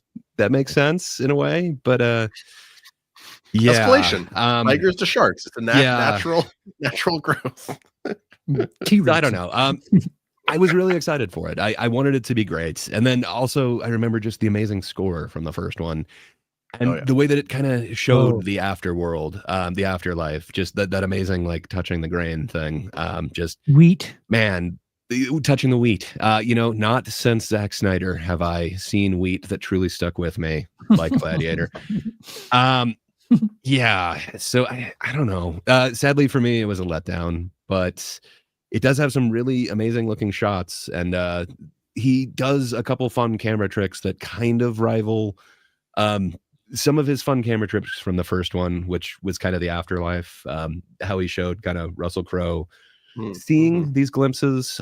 There's something kind of similar that he's doing with the camera in this one, but it feels like it's a shadow of the former thing. There's so many reflections that it's trying to recreate it, and it just sadly doesn't live up to that first one, which sucks because I think they have Gladiator 3 in the process right now. So really, how long is it? Because I do like the original, but I do remember there've been a few times in my life where it's like, oh, we don't have time to watch that, man. That was the thing. Like I was in that electronics store for like 2 hours and we didn't finish that movie. I think it's like 5 or 10 minutes shorter than the original one, which is still really long. So it's still pretty up there. For a Ridley Scott one, it's no Napoleon. That director's cut of that was what, like 5 hours or something. So we're not looking at that, but yeah. I'm losing patience for Napoleon. I'm losing patience for Ridley Scott because goddamn Napoleon needs to get his crap together. He's kind of missing, and recently he had an interview where he threw Prometheus under the bus, and I quite enjoy that movie. And he said people in Scott Free got fired for that movie, and it's like, bro, you're the director. Like, don't try to step away from whatever. He's like, well, things happened that I wasn't really proud of, and blah blah blah. And I was listening to some of the wrong people, and I don't like that, especially 12 years later. Like, dude, I'm not going to watch your stupid movie. When did Prometheus come out? Was that 2011? Was it 12? 12. Damn. Okay. 2012. I feel like it was that long ago, but I know. But there's some really, it's a Ridley Scott thing. Like the costumes all look amazing. The sets all look amazing. It doesn't look like it's some green screen on top of green screen. There's some really CGI animals in this, but I guess that kind of goes without saying. You know, you're not going to actually put the actors in danger with a wild animal.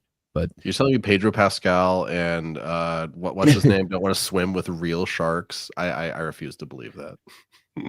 It's another one. Paul Mescal and Pedro Pascal. Isn't It it? is kind of Denzel's interesting in this that too, they- right? and Denzel. Denzel. We got Denzel, Mescal, and Pascal. Good time. What's with these Aw. movies just wasting like premium casts? There are a couple of actors who come back from the original. You do have a couple senators, and there's one very prominent female. Mm-hmm. Okay. Spoilers, God. Some actors come back for the sequel. Spoilers. Sorry, guys. My bad. I've had people yell at me in the comment sections of videos before for like, sir, I'm describing the basic plot. Yeah, but if you're familiar with the plot of the first one, Mhm. it's similar. Marcus Aurelius didn't exactly forbid the Colosseum in this, and they're bringing it back, but it feels like it's a very similar thing. So yeah, So I remember Spoilers. being There are gladiators sorry in for the spoils. Yeah, I'm sorry, guys. I Adam, remember you being- need to leave, sir. a big deal. The original was quite a big deal. So much so that they had a fanboy on The Sopranos. Oh, really? 20 oh yeah, Ralph. There was 2 or 3 episodes where he just kept quoting it and he watched it during an episode. It was wild. It was a phenomenon.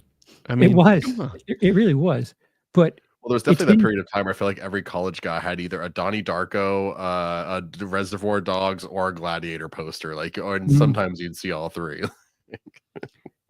Sorry, go ahead. it's been 24 years. Mm. Who's yearning for this at this point? The good Call call. Out Bros that had posters of it. It's a good question. And then why would they immediately go into production on a third one other than the story isn't complete and he wants to complete this story is kind of the Work story. from But Mission Impossible. Mm.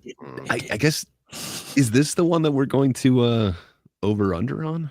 Do we have a prediction for? We could do 2. We could do 2 because it is Wicked as well. Yeah. As, if you give me time to scat. Well, so what I was going to ask is, do you think there's more draw for Gladiator 2? I mean, it's been 25 years since the original one, as opposed to Wicked, which, if we're talking about The Last Wizard of Oz, I mean, I guess it's not related to what was the last one? James Is it Franco. Chalamet? Yeah. What was that one called? Oz the Great and Powerful? Or Oz? Oh, yeah. Oz? Yeah. Yeah. That was David Franco. James Franco. James Franco. It was A. Franco. Yeah. So with that one, I mean, would you put it in the same thing? So it's that many years since an Oz one, or are we going way back to because I think this one one wanting a Wicked movie for a really long time, right? How old is the play? sure. Uh, has killed it on Broadway. I know I saw one of the off Broadway touring acts, but Mhm. I think I saw it 15 years ago. So it's got to be older than that, I would say. and this is a part 1, The Wicked. Am I making that up? That they're splitting it Ugh. in 2? Or I know they've done a sequel. I think this is the entire play. From what I understand, this is Wicked, but I think they did do a sequel after that. So I believe it's all in one, unless I completely misheard that. I'm just double checking that right now. Is the Wicked So movie I have international numbers because that's what I do now. Wicked Part 2 is slated to arrive in theaters November 26, 2025. Whatever. It looks that like means. Wicked Go was a 1995 loose Okay. adaptation. So ahead. Go ahead, Charles. Also, thank you, Greg. In 67 locations, being led by the United Kingdom, home, otherwise known as, Gladiator 2 opened to $87 million international, That's what Red One which was. is very strong, especially if you consider another movie that's been out for 10 days now and about Christmas. So I actually need to correct myself. So No. apparently There is a musical Wicked, which debuted in 2003, but it is a loose adaptation of the 1995 Gregory Maguire novel, Wicked, The Life and Times of the Wicked Witch of the West. So technically there was a book in 95, but the musical was 2003. So my bad. I'll shut up now. Was the book a musical too? Like, did it start like a certain pages or just be musical notes? No. Unfortunately, it was just a book. Okay. This is the biggest R-rated opening for Paramount Pictures overseas. Wow. It is? What is? For Gladiator? Gladiator 2. Oh, for Paramount. I was like, for Prime. I was like, wait, we're talking about Red 1 again? No. Sorry. Paramount. Huh. That's cool. I mean, fair enough. 11.4 in the UK. It is an expensive film. 10.3 in France. Spain with 5.6. Australia with 5. Wow, that's kind of low. Mexico with 4.7. I think my uncle saw it in Mexico, which I think based. Good for him. Gladiator has a $250 million budget. Ooh. That's what I was going to say. Isn't it the same that kind of these movies that have gotten in trouble this year? Red 1 and Joker Folie à Deux were both rumored to be 250 as well. It's like a scary number at this point. It kind of seems like it. Spend a little bit more just to get out of that space. Throw another 50, make it 300 just to avoid the curse. Oh, man. And Troy is completely agreeing with you, Lindsay, that it is part 1. They purposely left that off. I hate that. So initially Spider-Man Into the Spider-Verse or whatever had that part 1 thing, and they took that off, and I totally forgot, because why remember a part 1 that they put on there 6 months earlier or whatever. That sucks. I am less excited to see Wicked now that I know it's a part 1 as opposed to kind of the whole thing. I feel like they get through the entire musical in like 2 hours. Why can't they do the entire plot in this thing? It doesn't really maybe they're make like sense attacking the Wizard of Oz. Maybe part 2 is just the Wizard of Oz. That'd be interesting. That doesn't make me happy. But fair enough. So they're probably going to get more for that franchise, because if they leave it on a cliffhanger and people like it, I'm assuming that's going to happen. But yeah, I hope. I don't know. I like it was across the. Oh, go ahead. Go. I was gonna say I liked Across the Spider-Verse. That was the one that did the part 1, part 2 thing. But sorry, that's what I meant to say. I think it was Across instead of Into. My bad. Yeah, but the wait for part 2 was a little annoying because I really liked part 1. Mr. It got pushed back again, from what I hear. One more time. Mr. Charles. Mr. Charles. No, Gray, repeat what you said. I was saying I heard Across the Spider-Verse got pushed back yet again. So did it from the first time that they're like, hey, it's just got pushed back a little bit. Don't worry about it. So I don't know. The part 1, part 2 bullshit. Even Mission Impossible last year, Dead Reckoning, they had to abandon that. Like, stop making movies like television series, and if it doesn't make the money you need it to, you abandon that, and it changes the way you're telling a story. That shouldn't be the way storytelling is. But I honestly forgot what I was going to say. What time? What time is it for you? Is it getting into a weird time? Just out of curiosity, Charles. It's 3s. I just woke up. Okay. 3. Well, in that case, I will say I think Across the Spider-Verse is the first part anyway. I think it's a very solid part 1, like especially opposed to like Harry Potter 7 part 1 or Hunger Games 3 part 1 or any of those. Like I feel like it was more cohesive than that. Like the whole idea of, if you haven't seen it, spoilers, sorry, like Miles like going through all this and deciding like, nah, man, fuck fate, I'm gonna do my own goddamn thing. Like, what's that line that he says right before he bitch slaps the bad guy? Like I think he literally says like, nah, I'm done with you guys. I'm gonna do my own thing or something like that. It's so powerful. It's weapon time. It's webbing time. Yes, no, that's exactly what it is. Well, but he says it's Miles webbing time because he's he's not actually Spider-Man or something. I'm a spider, man. All right, guys, we're gonna need to start finding a new replacement host for Charles after that show.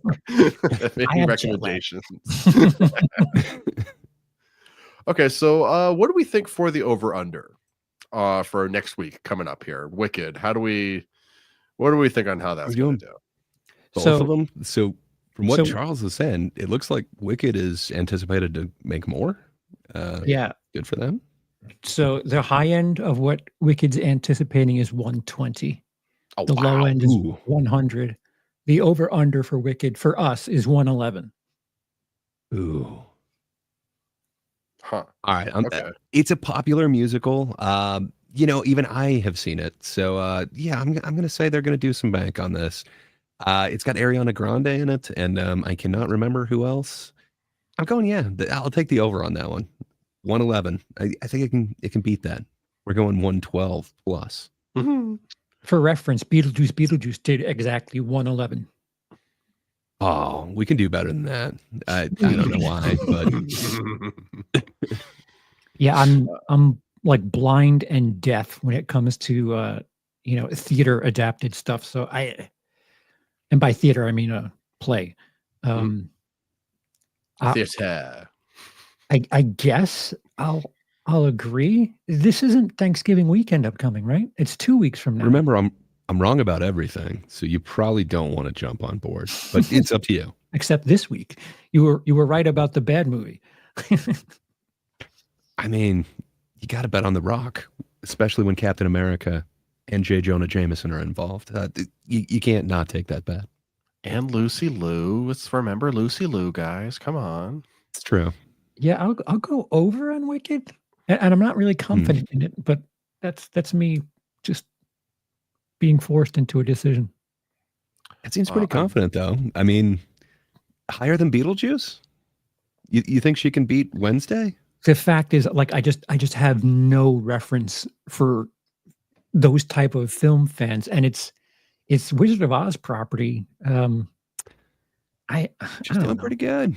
Mhm. Agatha all along went heavy into the Wizard of Oz, and people seem to dig it. I know a mutual friend of ours, Mr. Dorcas from The Thinkers. That's his favorite musical ever is Wicked. So, some non-super into this thing are seeming to be into it. I think it's going to do pretty good. What about you, Lindsay? You taking the over or under? Well, I just want to shout out real quick because we talked about Bad Times at the El Royale earlier. The person playing the witch was the singer in Bad Times at the El Royale, and she was very good in that movie. Nice. So I'm excited to see this movie just for her.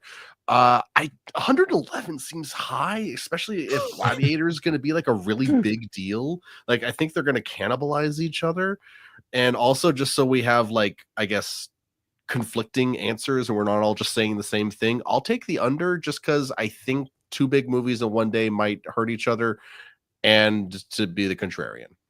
You don't think people are going to do the Wikidieator? The Wicked. Yeah, they might. They So might. that's the thing. Like with Barbenheimer, it wasn't like the audiences were taking away from each other, which this isn't exactly the same audience. Wicked is PG and it's 2 hours and 40 minutes. So it's a really long PG one. And Gladiator 2 is hard R and it's 2 hours and 28 minutes. So slightly shorter, but both are over 2.5 hours. So how long was yeah, Barbenheimer? good times. Oppenheimer was like 2.5, I think, right? yeah, I want to say Barbie was closer to 2. It definitely wasn't over that much. So it's like 4.5 hours versus 5.5 hours. It sounds like 5.5? Yeah. I'll just With fly later. across the Atlantic again. Thanks. Yeah, I'll be the contrarian. Under. Screw you, green lady. You ain't making that much money. We have a 2 for Yeah, this. Barbie week, was 1 hour 54 minutes. So I said wow. 2 under 2. It was just under 2. though. You're right. Get points for the Thank under. Like I said, it happens twice a day, so I like to call it out. So Gladiator 2. Our over under number is 70.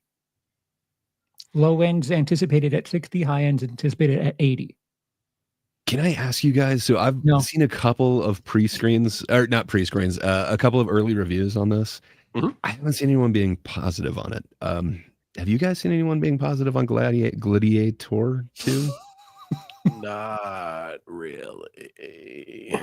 I mean, I haven't seen like it's the worst thing ever, but I haven't seen people singing its praises either. Like it's just it sounds very much like it's just kind of fine. I mean, maybe I think that runs slightly contrary to some of the things that you said, but that's what I've heard. It's just kind of fine, not It incredible just or made bad. stupid money here in the UK. So That's true too. Ooh, nice. I- I mean, with the Oscar-winning like follow-up to it, you know, it's been years in the making, and I know Ridley has talked it up quite a bit. So I don't know. That being said, I definitely don't have it on the bottom of my list for the year or anything like that. It seems kind of average. I was expecting more, but I love that first one. So maybe it's me holding some reverence to that first one. But Cool. I don't know. I got to be honest, I haven't heard anyone super excited about this one. And it's weird because there's a whole bunch of these that like I heard a rumbling for, like Beetlejuice and everything. I thought that was going to be a big splash, a big wave when that came in. Jenna It Ortega. looked like it was. Yeah. Well, that's the thing. So, I mean, is anyone super excited about Pedro Pascal yet? I feel like that Pedro Pascal wave has kind of passed. You know, Denzel, everyone wants to see him, but I'm not sure that he's the big crowd draw that he once was. And then this stars Paul Mescal, who's an awesome actor. If you haven't seen a couple of them that he did last year, they're just amazing. This guy is going to be something huge, but I don't know that he's the draw that he currently is right now.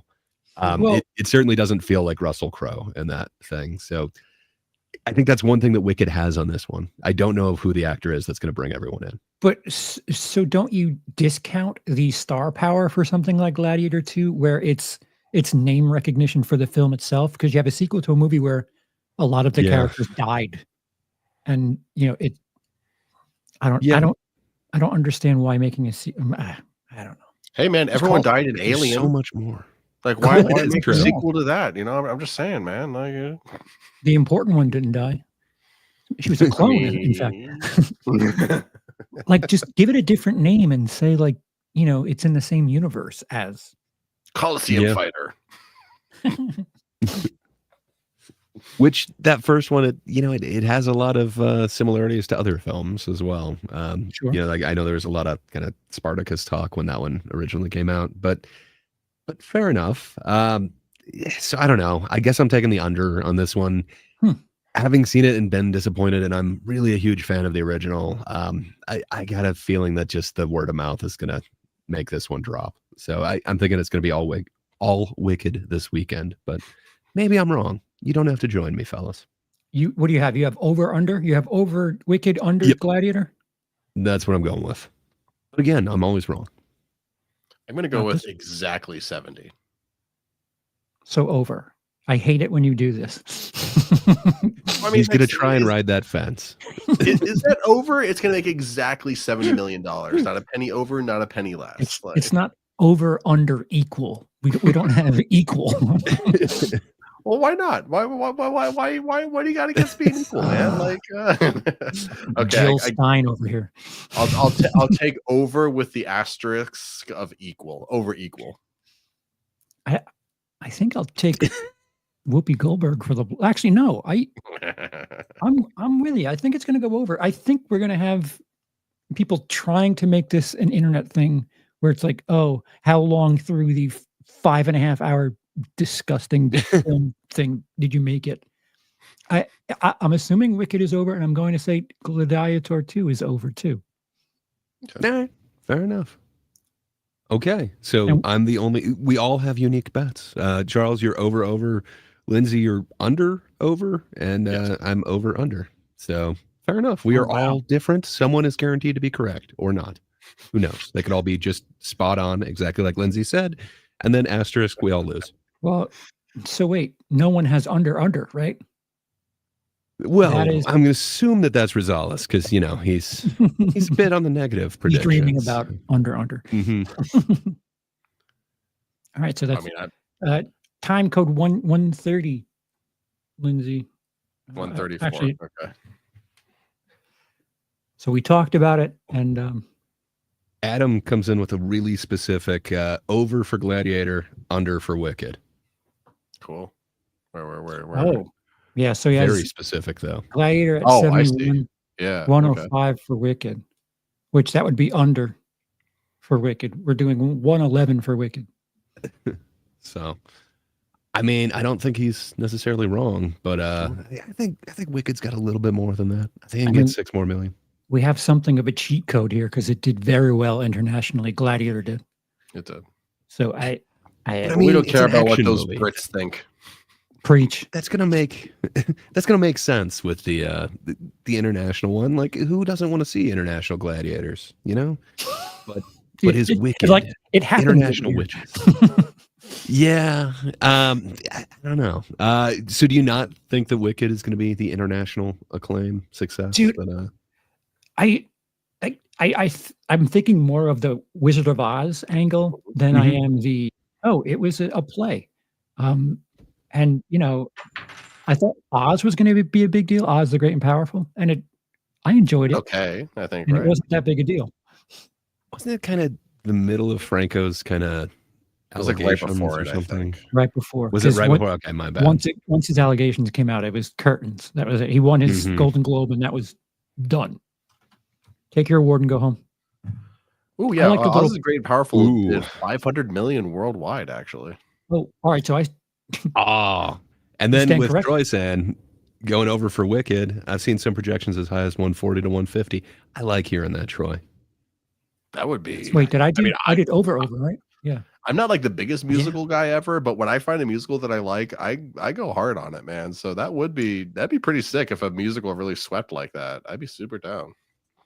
Yeah, I mean, I've got room in my rankings to put this as like the third best musical of the year. We got Joker 2 and Smile 2 in there already, but I'm open to reassessing once I see Wicked. The question is, will Wicked have a song that dethrones New Brain from the top of my playlist on my phone from Smile 2? I mean, like it's inherent that it's going to be nominated for at least a Golden Globe, right? At least. Sorry, say that one more time. I was reading a comment. Say it one more time, Charles. It's musicals. It's the first Willy Wonka. Yeah. I got flustered. What? I missed the questions you asked us because I was reading a comment. So it's going to be nominated for an award I think it at the has to very be, least, right? Golden Globes, because Wasn't that what everything released this time until like Christmas is kind of banking on? yeah, well, they have that's why that. they're releasing it now. It's a musical, so they have their own category. So that's cheating.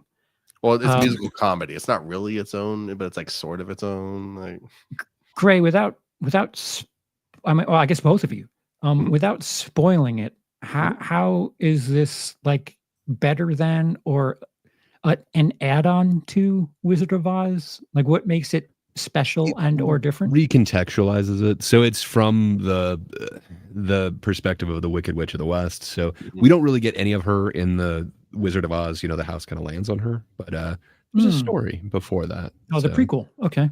Oh, I thought it Yeah. was about the main witch. It's about the witch that dies. Am I in Wizard of wrong? Oz? I am totally tripping. I can't remember. It's been like 15 years since I saw it, but it recontextualizes, and you understand, hey, I can see why she is a villain in this. But Okay. the wizard isn't such a great guy. He makes a villain out of her, and then everyone hates her. Greg, Because can you she's not do green. mushrooms before we start doing this stream, please? Thank you. You live your life, I'm gonna live mine.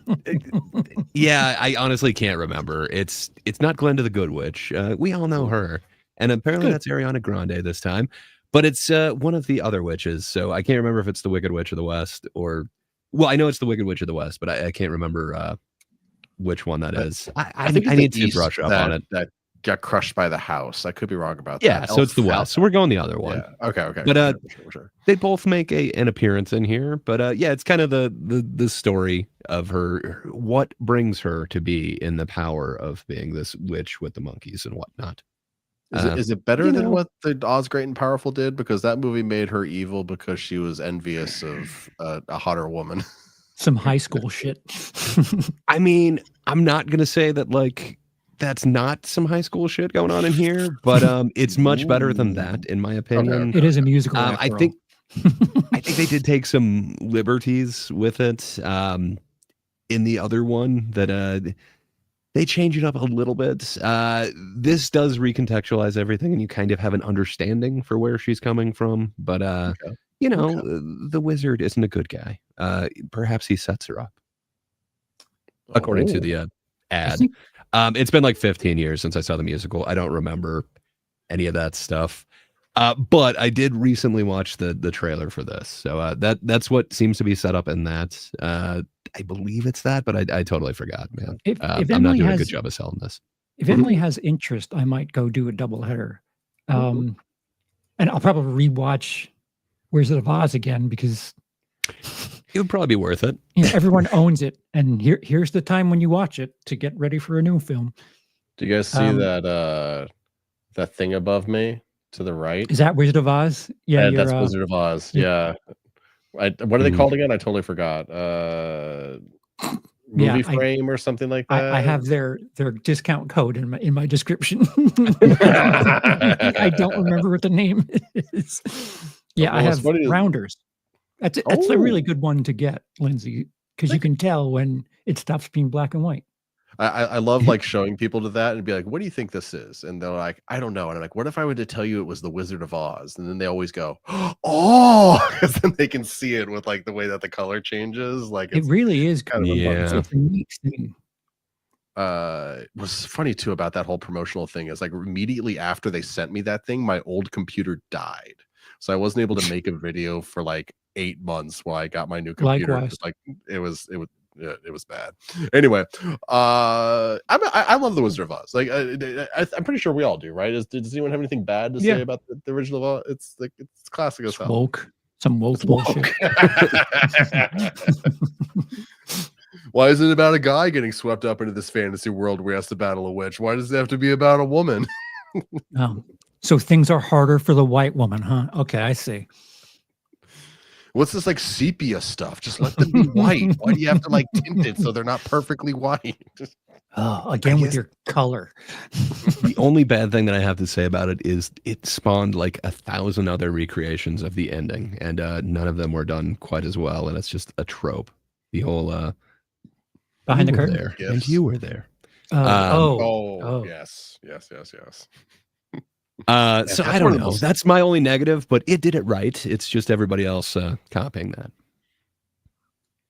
I think that actually might be one of the most parodied scenes. Now that you mentioned that, like I'm so many different like shows from the 90s that I watched doing like various takes on that. How many people do you think, how many Gen Zers do you think haven't seen Wizard of Oz? That is I think it's quite common to not watch anything black and white, which Oh, is sad. but it's half. You know, it takes kind of like a real cinephile to kind of do that now. But Mhm. you know, when God people damn. generally are saying like, "Yeah, but that was around before I was born," it's like, yeah, That's that when multi-topic cinema was talk perfected. mentality. It's not just that dude. There's quite a few people that I've talked to, you know, from like nieces and nephews. They've got no interest in like kind of going back that far. Like 2000 seems like a long time to them. So Very good point, Dice. are It they is- going to it's go easier. back and see black and white? You know, that first part, it's a chunk of it, and it's going to take a while for them to get into it. But once they do, I mean, that color change is just so amazing. I wonder for- because like Netflix has like statistics sometimes of like which part like the most watched part of a movie or something like that. I Oh, wonder if that's there's cool. Why- statistics out there where like people Why- just skip the entire black and white part of Wizard of Oz and just go right to the color part. I cut you off though. What were you saying though? No, it's see. I'd Oh. like to see statistics like that. And you All know, right, yeah. most popular. Like if you have a YouTube video that has a certain amount of watches, you can see when there's like little peaks where people tune into something. Yeah. That would be neat. I feel like Wizard of Oz is one of those movies. It is for me. I own it, but I only watch it for like it's never. Hey, I'm in the mood to watch this. It's usually this thing to refresh my memory on Wizard of Oz is happening. So let me refresh my memory on Wizard of Oz. It's not like a joyful endeavor for me, oddly enough. It's more like schoolwork than anything. Oh, I've got a The few movies last time like I that where watched it. Go ahead. Oh, sorry, I was gonna say the last time I watched it, we were trying to line it up with like Pink Floyd, and I don't know that we were quite successful, but It's been a while for me. Back to I'll put it drug that way. talk for Gray. I see. Yeah, I never did Dark Side of the Moon and Wizard of Oz, but I did do The Wall and Alice in Wonderland, and that was kind of a trip. I'm not gonna lie. I hear the Dark Side of Oz is better, but Alice in Wonderland was fun. But Dude. Alice in go ahead. Kids in the 70s really were bored, man. Well, you didn't have the TikToks, you didn't have your phone, you know, you had a record player, and you know, you could sync up the projector. It How made do you- sense in a way. How do you accidentally come across that? Like, that's unless the band said, "Oh yeah, this is specific. We did this on purpose." Like, we did months of studio time to perfect that. You need to play this with this movie. Like, it just seems like a really, really bizarre grift that nobody advertises. Well, I don't remember I because mean- I haven't seen it, how Dark Side of the Oz works, but there's like a specific frame in the title Mhm. sequence of Alice in Wonderland. Like I think it's like at 2 seconds into one of the specific title cards is when you're supposed to hit play on the I wall. think it's like How do the you- second time the lion roars or something is right when you're supposed to hit play on the album. It took quite a bit of nudging one way or the other to get it to sync up, but once it does, it's kind of magical. You know, seeing the Munchkins dance to Money was just great. It was good times. That does sound dope, actually. That's a YouTube video someone should make. I mean, they'll probably get taken down, but you know, like just upload Dark Side of Oz and just see if Probably you can, there somewhere. It's got to be. right? Also, we don't condone copyright infringement and stealing. Just call your uncle. It's all exactly. It's all creative changes and free use. We're artists. Transformative. Transformative. Thank you. That's the word I was trying to think of. So, what are some movies that you guys have that Mhm. they're more like medicine than they are an entertainment experience? Like, I have Citizen Kane, I have Wizard of Oz. Yeah. Although, like, there's movies that I own that. Well, I have a lot of movies, so this isn't as a. But there's movies that people have that are not really for enjoyment's sake. They're more for here, watch this. I think I think- Requiem for a Dream is one of those for me. Like, man, it's got so many amazing shots and so many fun things in the way that they kind of pair the music and the visuals. But man, it is not one that I enjoy watching. I kind of dread each time I have to kind of go back to it, but it is something beautiful. That one kind of feels like medicine, watching that one. Lindsay, did any come to mind? I saw you taking a look behind you. Well, I'm looking in my closet, my shelves. Like a movie that I love, but I don't like watching. That's a Maze Runner. fascinating. No, I mean, you're assuming a lot there when assuming that I love that, sir. But you are correct that I do not enjoy watching it. A movie that I like, but I don't necessarily like watch. That's such a very specific. I didn't realize I would shatter the brain here. It's just like because I've I mean- been. Go ahead. There's a couple of them. Like, there's a couple of Polanski ones that I think it's a mental thing. Like, they're beautiful films. Like, I love The Ninth Gate, but I don't know, to think that I'm like supporting Polanski and like advertising his film or whatever. Yeah, I don't know. That one kind of feels like a weird medicine-y one, but What's funny is I have a couple of Uh, Japanese ones, like the from 1996, I think it is. The End of Evangelion is the first half of it is super dope. Well, the whole movie's great, but like the first half of it is like super dope anime action, and then the second half is screw your psyche, just go cry in the corner and let the horrible images play out in front of you, although some of the horrible images are also beautiful and crazy. But I like, it's not a movie I will ever recommend to anyone, and I don't know if I'll ever watch it again, but it lives in my brain.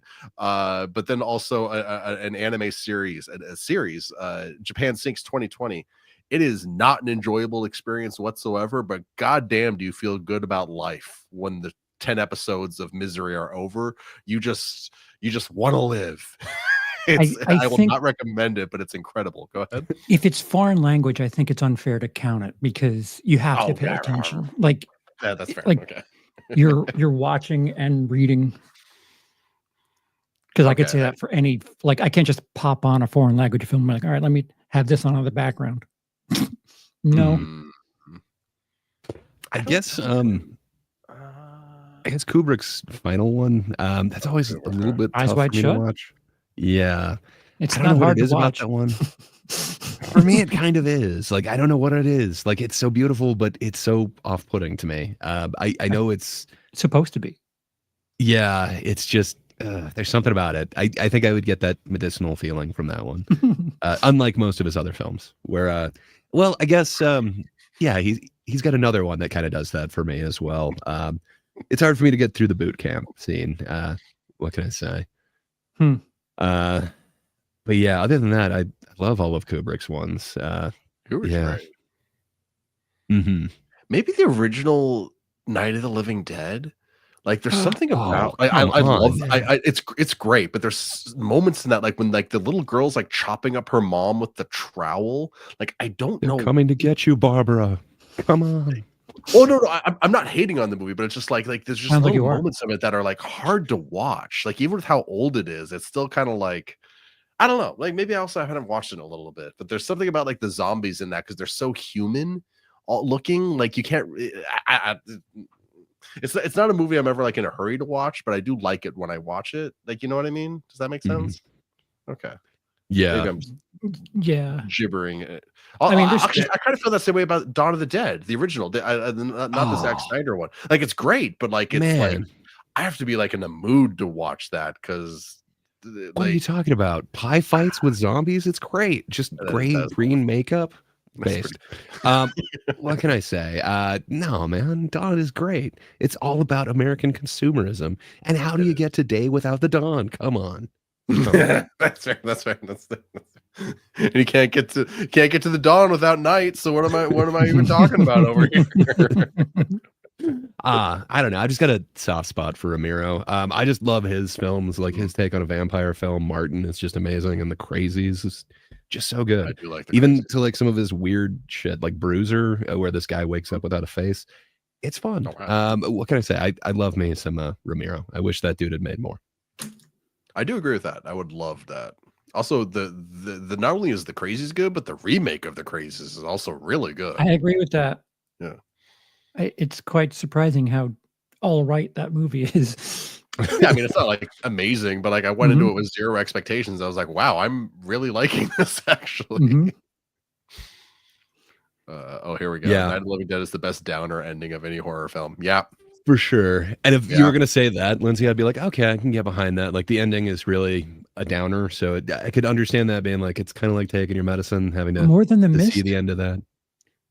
I think that's kind of the second one for me. But I mean, like you make it through that Really? entire adventure, and then it's just the rednecks come in, and it is commentary. I love the original Night, and even Tom Savini's '90s remake was awesome. There's Yeah. a really horrible, I think it's early 2000s remake with Sid Haig. That one is not good. It's like Night of the Living Dead 3D, but the other nights are great. I didn't see that one, but the one from the 90s, I agree. Who's the lead lady in that? She's really good. I am blanking, but she is great in that. I know Savini directed it, but I cannot remember who starred in it. It's all good. It's underrated. People should watch it. I mean, obviously the classic is the original and it's classic and it's great, but like it's good. I do remember. So I think I was like 9 or 10 when my mom like rented a bunch of classic horror movies, like The Day the Earth Stood Still, which is still one of my favorite movies, and The Night of the Living Dead. And I remember when Night of the Living Dead ended, and like the dude was just dead and shot. I was just like, you can't end a movie like that. My mom was like, they just did. Spoilers on this very Oh, old. sorry. I apologize. Oh, It's okay. That's right. Tony Todd was so damn good in that movie. It was. It's kind of one of my R.I.P.. go-tos for Tony Todd. I mean, Candyman was great, but dude, that film. Tony Todd, man. World's just worse off without him. What's up, Dud? Mhm.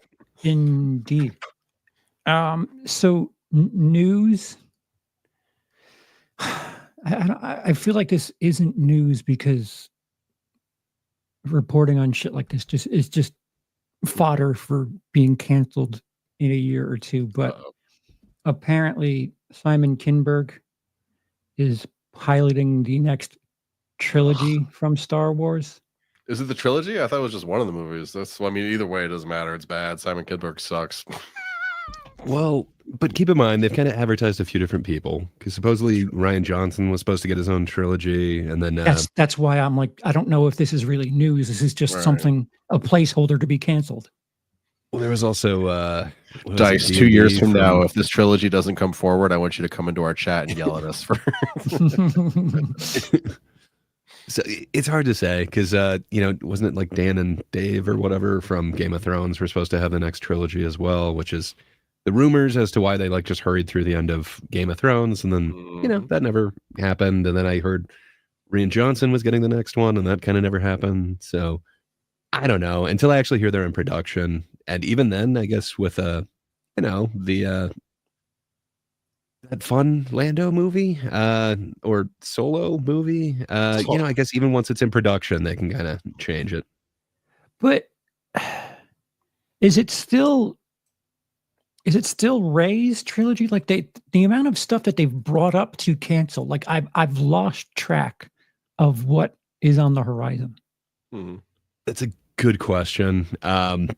According to the most recent one, yes, she was going to have a trilogy, but I have not been following up with any of the news. I'm still waiting to kind of hear on that show that they're doing, whether or not Skeleton Crew is going to actually come out on time and if it's going to be any good or not. So I don't know. I'm not really looking forward to the next trilogy, but who knows? They haven't been doing good with the shows so far. Guys, you know what? I need to make money. I'm just going to be a Star Wars news guy. I'm just going to report on shit that just never happens. Right. I forgot about the Taika Waititi one. We were supposed to get Ragnarok Star Wars. It would have been great. And also, you are absolutely right, Alex. Days of Future Past is dope as hell. I love that movie. But just like a broken Triple clock X, can be State right of the twice a Union? day. Yeah. Oh, come on. Could you have made a better one without Vin Diesel? Yes. Okay. You're making it sound like it's a detriment. Okay, but this time, no Vin Diesel. So one of my best friends, if you ask him what his favorite movie is, he's unironically Triple X State of the Union. And like I can't tell like when he starts talking about the movie if he's trolling or if he's serious. It's amazing. It's like one of my favorite like performance pieces ever, watching him talk about that movie. Andy Kaufman of film reviews. Exactly. I just, what would be neat, they just can't. It seems like Disney Star Wars or Lucasfilm Star Wars exists to keep the content creator market in business, because they make stuff, people complain about it the entire season. They don't pick up a second season of it. But it's all people talk about. There's, as far as films are concerned, we have not had a Star Wars in 5 years now. Just wait, though. As Adam Buskirk so graciously lets us all know, so far the only confirmed Star Wars films are Mandalorian and Grogu, which I hear good things about. Hopefully, it's better than the last season of The Mandalorian. But James Mangold's Dawn of the Jedi film, which hell yeah, and Dave Filoni's Mandoverse film, which will take place in that same universe. And then the new Rey Jedi film, which might be spun off now. So interesting. Yeah, I have no idea where any of these interconnect or how many of these will actually make it through. If you're really interested in making a trilogy or something, send someone off, have them sign NDAs, go film as much as 3 movies, and make sure you take your time in presenting the to Baby Yoda. I almost wore my Baby Yoda shirt tonight for this. Actually, take your time in finishing a story. Have a trilogy ready that's already been shot. If things go well, throw it out there. Pull like what Ty West did with Pearl. He just shot it while filming X. And if the reaction to the first film is bad, just forget the other 2. But if it's good, you already have something, and you can stay true to Oh boy. But what if the first one fails? Then we can get in a different director and completely go in a different direction, and it's like it never happened. Man, I would love It would be for awesome Star if they. Go ahead. It would be awesome if they actually had a mapped out plan, but apparently they really didn't for the sequel trilogy. Just literally when they brought in Rian Johnson, it's like, okay, and do your thing, whatever you want to do. So you just have to pick up from where the other one left off and do whatever you want to do. So yeah, it would be cool if they had some through piece, but it doesn't seem like they want to do that. Their thing is just get somebody in there working on it now, which They're in the business of announcing shit. They're not in the Yeah. business of making movies. Yep. Which is a and big hopefully thing. they learned from the previous experience, and maybe they will actually do that. That would be awesome if they had a plan. It looks like some of the shows might not have had a plan, but there's some of them that are really cool. I can't wait for Andor season 2. That seems to be the most successful thing and my favorite thing to come from them. But other ones are less successful. I think they need to make what they're going to make and expect that half of Star Wars fans are going to hate it, because that's just comes with the territory at this point where, listen, there's going to be a big chunk of your fans that will not like what you're doing. So just expect that and move forward. I mean, it's the only way to do this and stay sane at this point. Like, because Star Wars fandom has reached that point where it's you have four generations. You have four generations of Star Wars fans, and each generation likes to dunk on the other one for one of their things. Like the prequels, they're good, right? I mean, sure, if you like space politics and Senate meetings. Yeah, I don't know. I like it compared to the sequel trilogy, but it doesn't hold a candle to the originals, which even then, you can make fun of the Ewoks or whatever. But that appears to be the hot take from millennials, Gen Zers. The original trilogy isn't even that good. Well, okay, that should be a humanizing thing, I think. The first two Star Wars, the originals are great, but and I defend Jedi. I adore Jedi. I think that final lightsaber battle in the Emperor's throne room is one of the greatest fight scenes in history. But the fact that they're repeating the Death Star, the Ewoks, and the whole first act having nothing to do with the second or third act, that movie is. You are so wrong. Come on, you get the speeders, you get Ewoks with stones taking out these awesome stormtroopers that have the more square mask. Oh, so good. You get the AT-ST. One of my favorite shots in Star Wars is Wicket spinning his thing around and he hits himself in the face. Oh, it's perfect, man. It's Warwick Davis's best role. What can I say? And on top of that, the chicken walkers, they're so good. It's a great film. I think each trilogy has something that deserves to exist. Yeah. As much as there's things that you could say about each trilogy that kind of sucks. There's moments in each trilogy where, I'm not fond of 1 and 2, but that lightsaber scene with Darth Maul is awesome. And the third one, I really enjoyed, the last third of the third one. You didn't find the death stick message to be too overpowering? Stick message? The death stick. It's just weird. For no reason, they have this anti-smoking message that comes up. That's the second one. We don't talk about the second sticks. No, I also love the fact that the subculture of Star Wars fans has invented the machete cut, where you watch A New Hope, Empire Strikes Back, and then you watch the prequels, and then you watch Return of the Jedi. I love that all those types of things exist, and they partially because I think there's also a watch order where you just completely skip Phantom Menace. you just want Star Wars Episode 2 is technically the first one that you watch in whatever this thing is. All of those things are great, and I think he called it the Fandom Menace. Did I say the Fandom Menace? Did I actually just say that?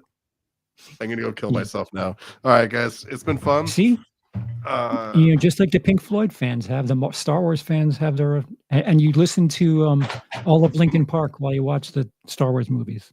I It doesn't actually sync up, but- simultaneously every Linkin Park song, just line them up in your playlist on your computer. And Nickelback. If you guys had to choose a Star Wars film that was your favorite, what would you choose? Or a Empire. Star Wars like property? Like what is your example of perfect Star Wars?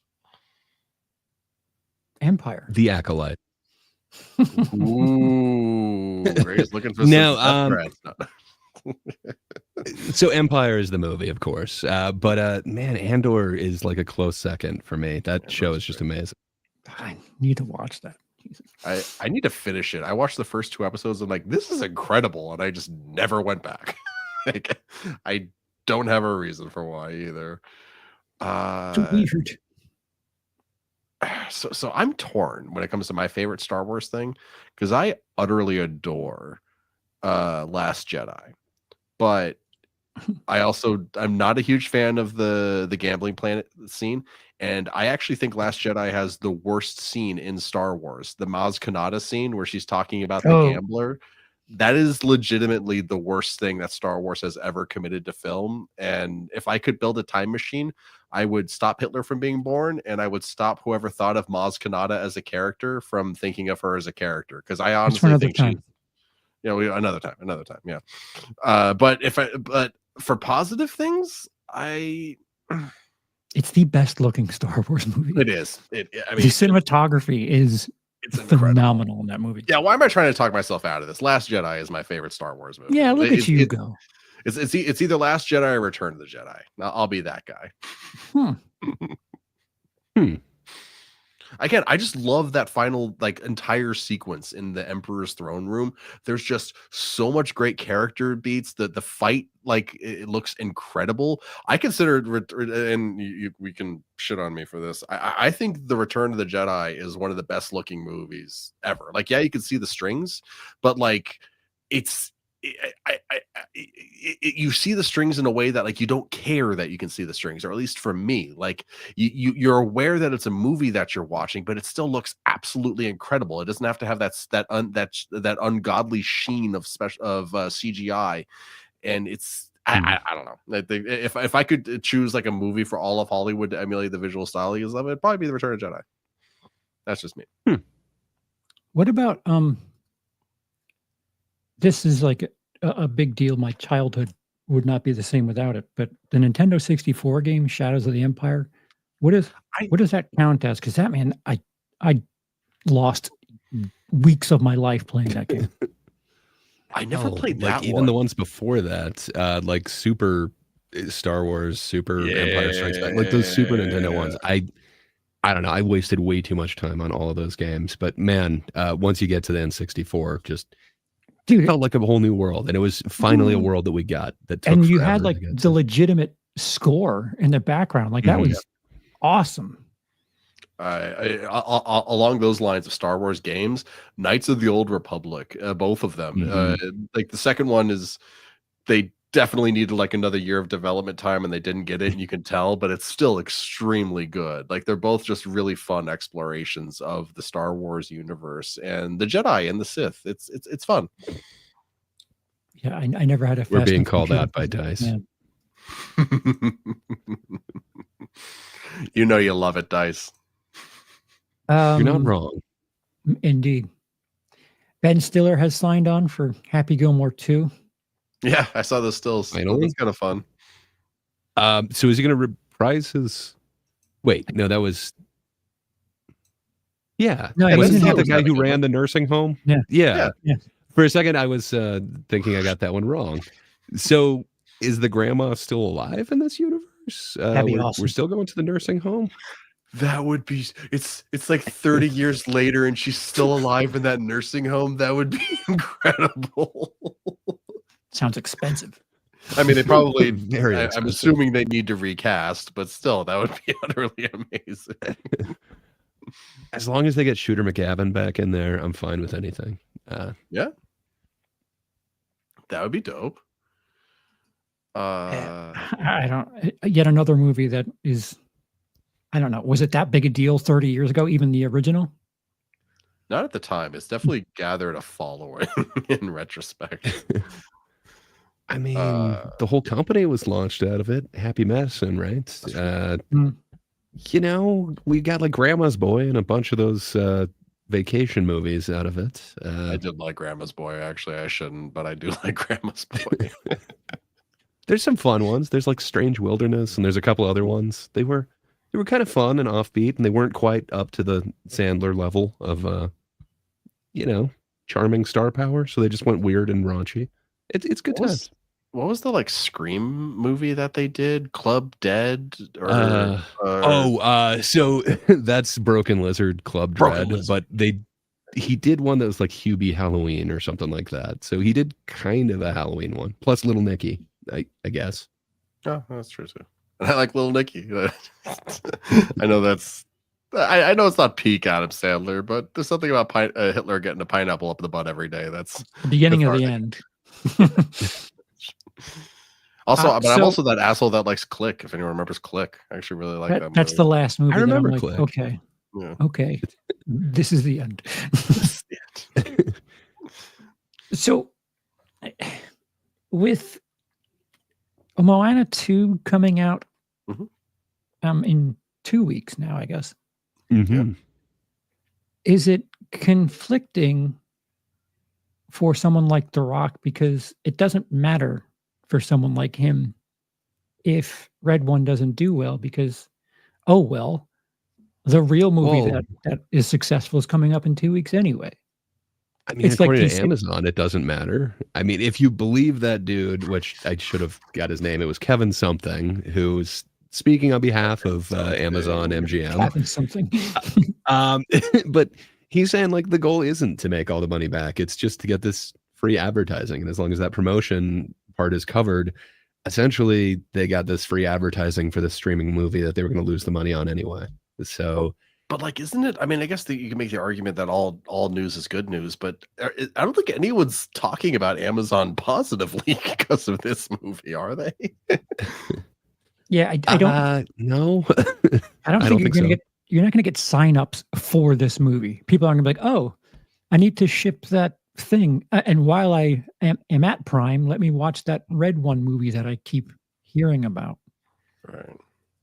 But is it like an opposite world Sydney Sweeney thing? Like she did Black Widow and then had her own little Madam personal Web, you mean? thing. What'd I say? Black Widow. Black Widow. Oh, You know, the other Same cider shit. lady in Just dark coloring. It's the chicks, same thing. chicks and cape shit. What do we? But yeah, I mean, Immaculate was awesome. And apparently Right. she wouldn't have been able to do that if she hadn't kind of signed on for Madam Web.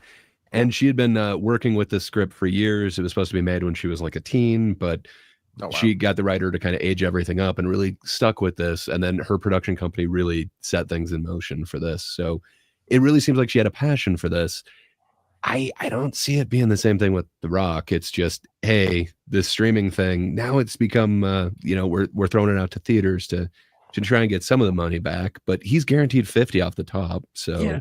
there's no loss there. And then if you look at like what everybody else, all the other $1 billion movies this year, they seem to be family ones. And I think Moana 2 is going to kill it in the Mhm. box office. So we're going to Mhm. see. But I just think it's a safe bet. You know, he's getting 50 million on that one and they're not looking to make the money back. So win-win. And then on this one, I think they're going to make a killing, but we'll see. I feel like it's too late in the game for him, where I don't know if, I mean, he's had a couple of misses now where, I mean, Patton Oswalt was in Ratatouille. Do people talk about him being box office gold? That movie was fun. I think it's different for like the voiceover stuff, but I feel like The Rock's kind of had a really rough couple of years, considering what he makes. I think his films have had a rough couple of years, but I mean, like, man, he has to be making bank on that. If he's still getting 50 for Red One, you know? Him personally and his crew are doing just fine. Yeah, but fair enough. I would like to see what he's going to do in this Safdie I think it's Benny Safdie's movie, the Hurt Machine. Now I'm forgetting the name, even though I had it up The Smash a few Machine. minutes ago. Yes, thank you. I think it's the Smashing Machine, whatever Good the machine Time is, and how and- smashing it is. Good Time and Uncut Gems was their previous films. I hear he's gonna actually have like some range in it, and he's gonna actually have to show some vulnerability, which is awesome. Maybe it'll actually get him doing something that he's not comfortable with, because he's Losing had a a few fight. of that in his. I don't think they'll let him lose the fight. Who knows? But it just seems like he doesn't want to get uncomfortable. He just keeps playing that same character, and it's kind of worked, but I don't know. You guys kind of build that one red one as kind of a Hobbs and Shaw-esque one. I didn't do anything. I didn't enjoy it nearly as much, but yeah, it feels like it kind of fits that same thing where, he's always paired up with somebody from The Rundown to any of his ones with Kevin Hart. It just it feels like all of his stuff is kind of like a buddy one where, Rock gets to stand around and look tough, and then of course we got the mile a minute fast mouth guy as the secondary one. I don't know. Hopefully this will kind of change it to where he's not going to go as predictable, but I think he has some range and he's just not showing it. So I would suggest anyone to go watch The Nice Guys if you want. Yes. If you want something that like kind that. of dynamic. Well, it's not even like a unique dynamic. He's just the straight guy. Like he plays the Romer. straight man. he's That's a a tough rumor. strike.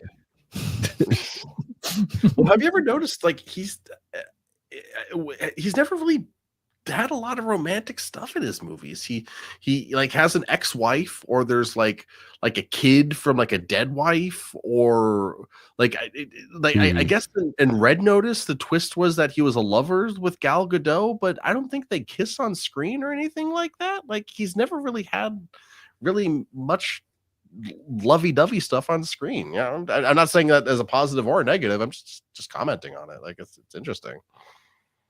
Fair enough. I'm kind of scratching my head to come up with something that kind of resembles that.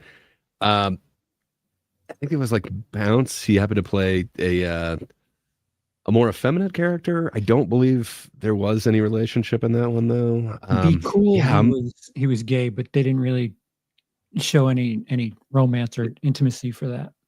Yeah, I can't remember anything else. I guess he like has a very brief romance in this weird one, Southland Tales, where he's kind of like a new messiah in a weird way.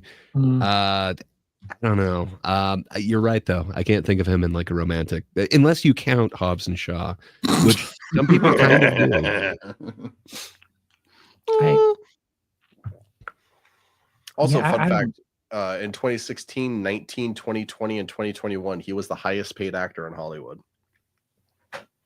What do we have to show for it? Some Fast and the Furious movies, Skyscraper, and I don't know Hobbs and which one of you said it, but he doesn't like being challenged, and that's not. I mean, yeah, okay, enjoy your money, but I'm kind of tired of movies just being safe and unchallenging. Yeah. I'd like to be challenged. Let them, the studios and the family films, do what the hell, whatever they do. But we need some creativity and originality, because this is, as far as a wide, all of the films, the scope of things we're getting, there's not much on the mainstream release schedule. That's just, it's really kind of boring. Same. I mean, I read one. Like I said, it felt like I was watching every movie I'd ever seen smushed into one. He has Ant-Man's powers. It's a Christmas movie, and I'll think of other reasons in a moment here. But like, maybe that's just the thing with The Rock. His whole brand isn't anything new and exciting. It's just, hey, that thing you like? Here's more of it, and here's even more of it. Like, but it's not just The Rock though. I mean, Wonka. If I go down the entire 2024, every weekend from 2024, Wonka, Mean Girls, Argyle, Bob Marley. Argyle, I guess, is original. Bob Marley. I feel like I've seen Argyle like a bunch of different it doesn't feel completely original, but I know what you're saying. Dune 2, Kung Fu Panda 4, Ghostbusters, Godzilla X Kong, Civil War, I guess is something different. Challengers, I guess that's another one. The Fall Guy, Kingdom of the Planet of the Apes. If there's another one. Furiosa, Garfield, Bad Boys 4, Inside Out 2, Despicable Me 4, Twisters, Deadpool Wolverine, Alien Romulus, Wild Robot, Joker 2, Terrifier 3, Smile 2, Venom 3, The Red One. Well, Joker 2 on the same list? Kind of, sort of. These are all movies that have won at the box office. Mm-hmm. And there's been Joker 40 2? weeks. Yeah. The opening weekend, it won. Fair enough. Okay, I'll give it that. It The got weekend of first October place in- 4th. Okay, I'll give it that. It was a good weekend for like a day. There's 40 weekends here, and you could use the term original quite loosely. There's less than 5 movies there. Well, look at the ones coming out terrifying. still. We've got. I mean, are you considering Wicked original? Like, No. it is from a Broadway play, but it is kind of a follow up to Wizard of Oz. If Fall Guy So isn't, even- that's not.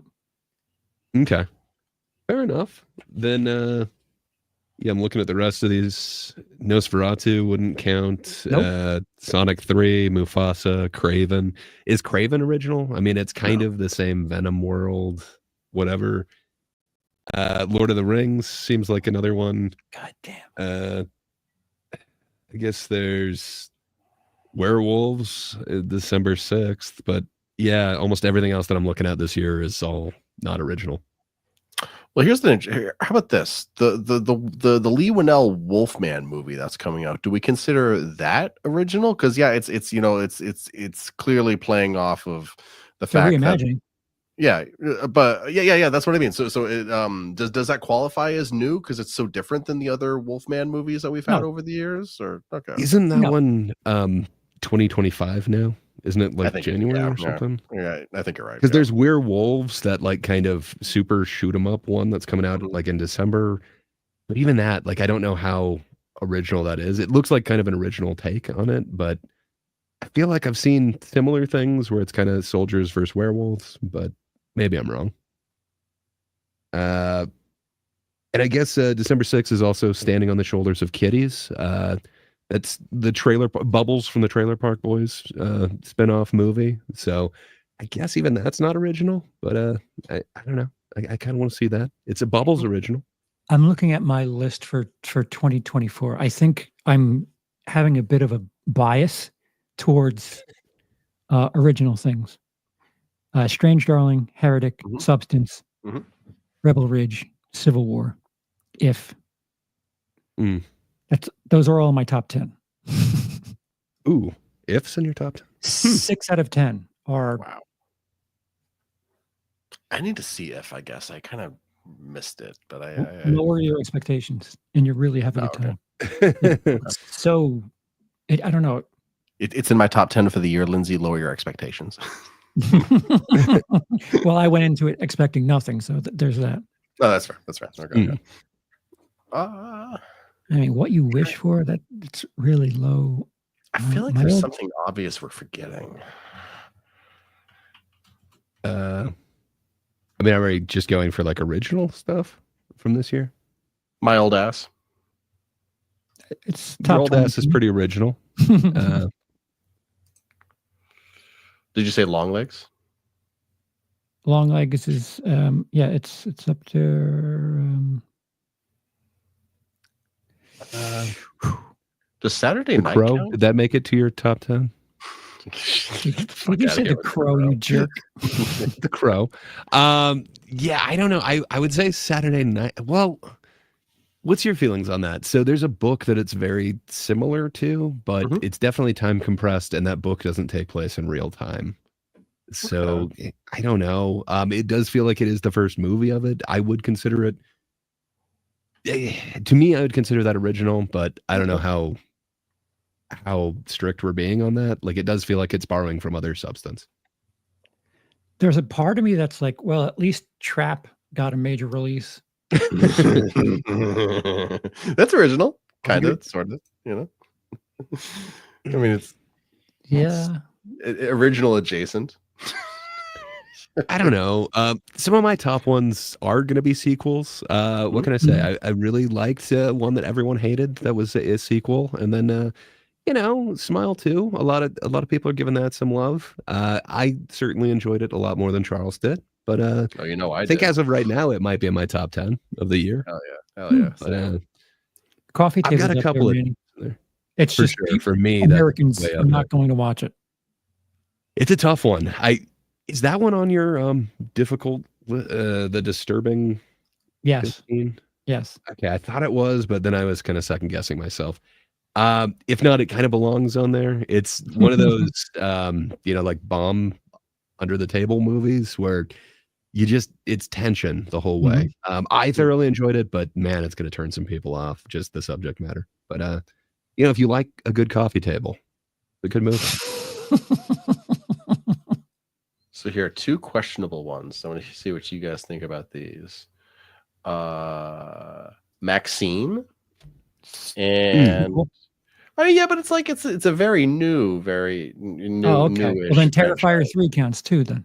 Well, that's what I'm saying. Does Terrifier count? I mean, No. How many people actually saw Terrifier 1 or 2? Is Terrifier 3 is going to be the but okay, that's fair. But what was the other one? You know what? For the sake of whatever, yes, I guess these young franchises, if they've been around for less than 5 years, it's still like repetition though to some degree. Yeah. Okay, that's fair. I had one more. Where did it go? I'm just looking at a list of movies for the year. Gray, buy me some time while I look for the thing that I'm missing. I mean, the substance is there. Abigail's fun. Abigail's pretty original. Lisa Frankenstein's certainly. So there's a bunch of them that I love that are kind of original like that, but I don't know if Lisa Frankenstein quite makes my top 10. But well, yeah, I hear what you're saying. I have more reverence towards these kind of original ones than like, yeah, they're just going with like part 2, part 3, whatever. So I don't know. I can't wait to see what is going to happen next with Lisa Frankenstein's director. Zelda is just amazing. I want to see what she's doing next. I hear what you're saying is Gray's, no offense, but. So shut up a minute. It's very polite, you know?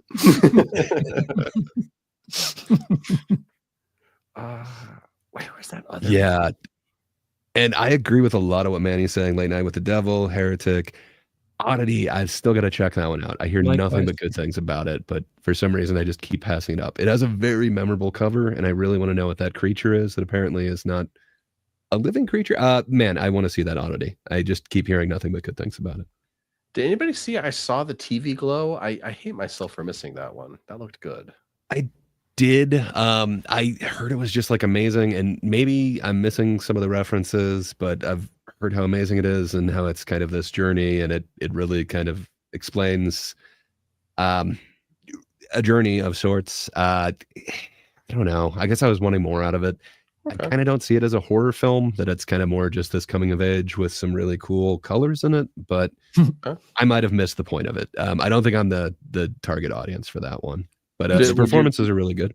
Would you consider it original or original adjacent, just out of curiosity? Yes, super original, 100% original. I just don't know if I'd go like horror with it. What does that say that like the horror thriller subgenre has all the original 75% or greater, the original stuff? It's definitely low risk, big reward. Yeah. I mean, it is kind of one of the things where you can risk it because they are somewhat of the low budget ones. These are kind of the mid budget films, if you will, where I don't know. If you're going big budget, you might as well get a property that somebody's heard of. You might as well get Ghostbusters or Beetlejuice or Gladiator. How about don't spend that much money? How about you make something for 50 and don't spend that all on one actor? Listen, but The Rock costs 50. I mean, I still want to know what The Rock took for whatever that movie we talked about last week. That the budget was $11 million. I think, Fighting with My Family. Well, he was in he had to. He was in it. He was He what? made money on the back end. He's the executive Oh, that's producer. how he did it. Oh, okay. I was like, did he take like half that movie's budget for $5 million? No, that He's like, makes sense. I'll take $1 as an actor, but as a producer, I'm taking 98%. Oh, here. I mean, it's not good, but Megalopolis, that's pretty original. Yeah, it seems like these directors that have been around for a very long time, their vanity project. Mhm. are Oh, and falling. here, that was the other one I wanted to bring up. Here is pretty original, even if no one saw Vanity it. project. It is a vanity project, yeah. I guess I'm just trying to be a gray right now and advocate for I that hear what devil. you're But I'm not as good at it as he is. I mean, a lot of people like Cuckoo, but that's another horror thriller. Yeah, I think that's just about it. I'm not really seeing. Yeah, it's so sad too. I remember like 15 years ago, I think it was. I was just walking down the hall at a movie theater, and there was like 6 movie posters in a row, and it was like sequel, remake, sequel, Mhm. remake. And this was 15 years ago, and I'm like, man, that's sad. We need to get some original movies in here. And here we are 15 years later, and it's like that's just the accepted norm. It's worse. Yeah. I think it sucks that a lot of movies that I really enjoy, or surprisingly so, no one's watching, or they're like on streaming or whatever. A movie called Fresh Kills, which was directed by Jennifer Esposito. Mhm. Listen, it's not revolutionary. It's not a 5-star film, but I would put it in the same, like, have you seen Copland? Mm-mm. Excuse me. There are these movies that just, they don't do incredibly well, but they just have some sort of, I don't know, staying power. Movies that you did. I guess that's what you could say about this. There's still hope for that. Would you discover them would in you a couple, put Fresh Kills on the same thing as Copland? same um, location? Fair enough. I think one thing that like Copland has going that like Fresh Kills doesn't. I remember what Copland's about, but like Fresh Kills, I've watched it twice now. And every time you bring it up, I'm like, what the hell is Fresh Kills? I don't think I've seen this. It sounds like a horror movie to me. It doesn't sound like, this is a mother's troubles with her daughters and family life and If it were called Are they Staten on Long Island, Island? Yeah, would it Staten be Island. Thank easier you. for you? I think Fresh so. Kills- Fresh Kills is a town in Staten Island. Mm, That's maybe why that's it's why I'm called not that. making the connection. But Yeah. I really liked the film. It just, for some reason, it is hard for me to remember that film with that title. I don't know why. It brings something else up to my mind. Where Copland, I know exactly what it is that I'm getting. It's the land run by cops. Yeah. Mob Wives. Would that be a better title? What I have a feeling the answer is probably no, but would you guys consider Nosferatu original? Because No. who knows? I mean, no one knows the original though. Like, Oh, black and white. Ah. yeah, like the original black and white. It's just a mental exercise either way. I'm not really. Come trying to on, but then you argue get the either way. remake with Klaus Kinski. It's so good. I don't know. No way. That one is not original. But there was an original one and a comedy that I happened to watch this last weekend, and I thoroughly enjoyed it. It felt like Right. comedy's back in a weird, raunchy way. Mm. We kind of talked about it and mocked it a little bit earlier, but Stavros Halkias has Let's Start a Cult. I thoroughly enjoyed that one. It's very raunchy, and it was good in a comedy way. It was very original. I have not seen that take on a cult before. So, Cool. well, yeah, make more of that. It's original. And pretty Right. low budget, from what I understand. We could certainly use more comedy, that's for sure. Jesus. Comedy's been brutal. It's Gray, it's what's your not- list for 2024? What's the number at?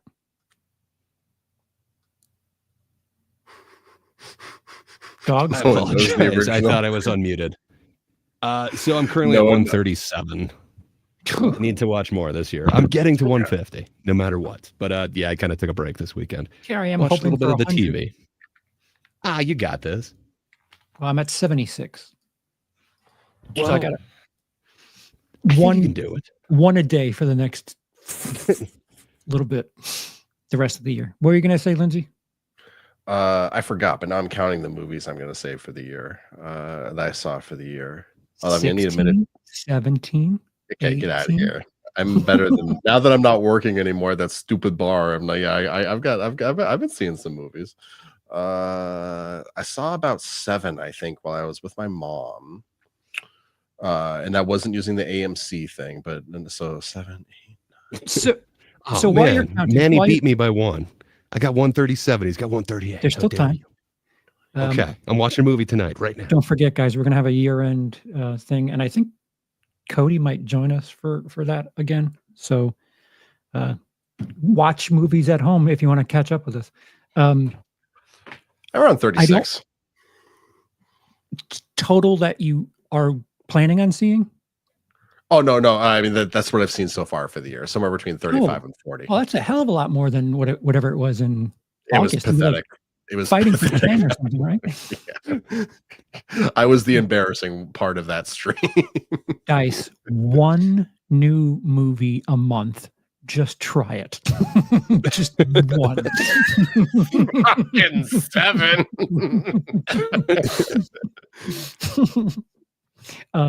So At without least you chose 7 good ones. That's true. You had almost 7 on your list from earlier, Dice. Those were all good ones. Oh yeah, I mean, there's plenty in the horror world. There's probably 20 that are not easily to sneeze at. And now I read that I'm easily distracted, and so am I.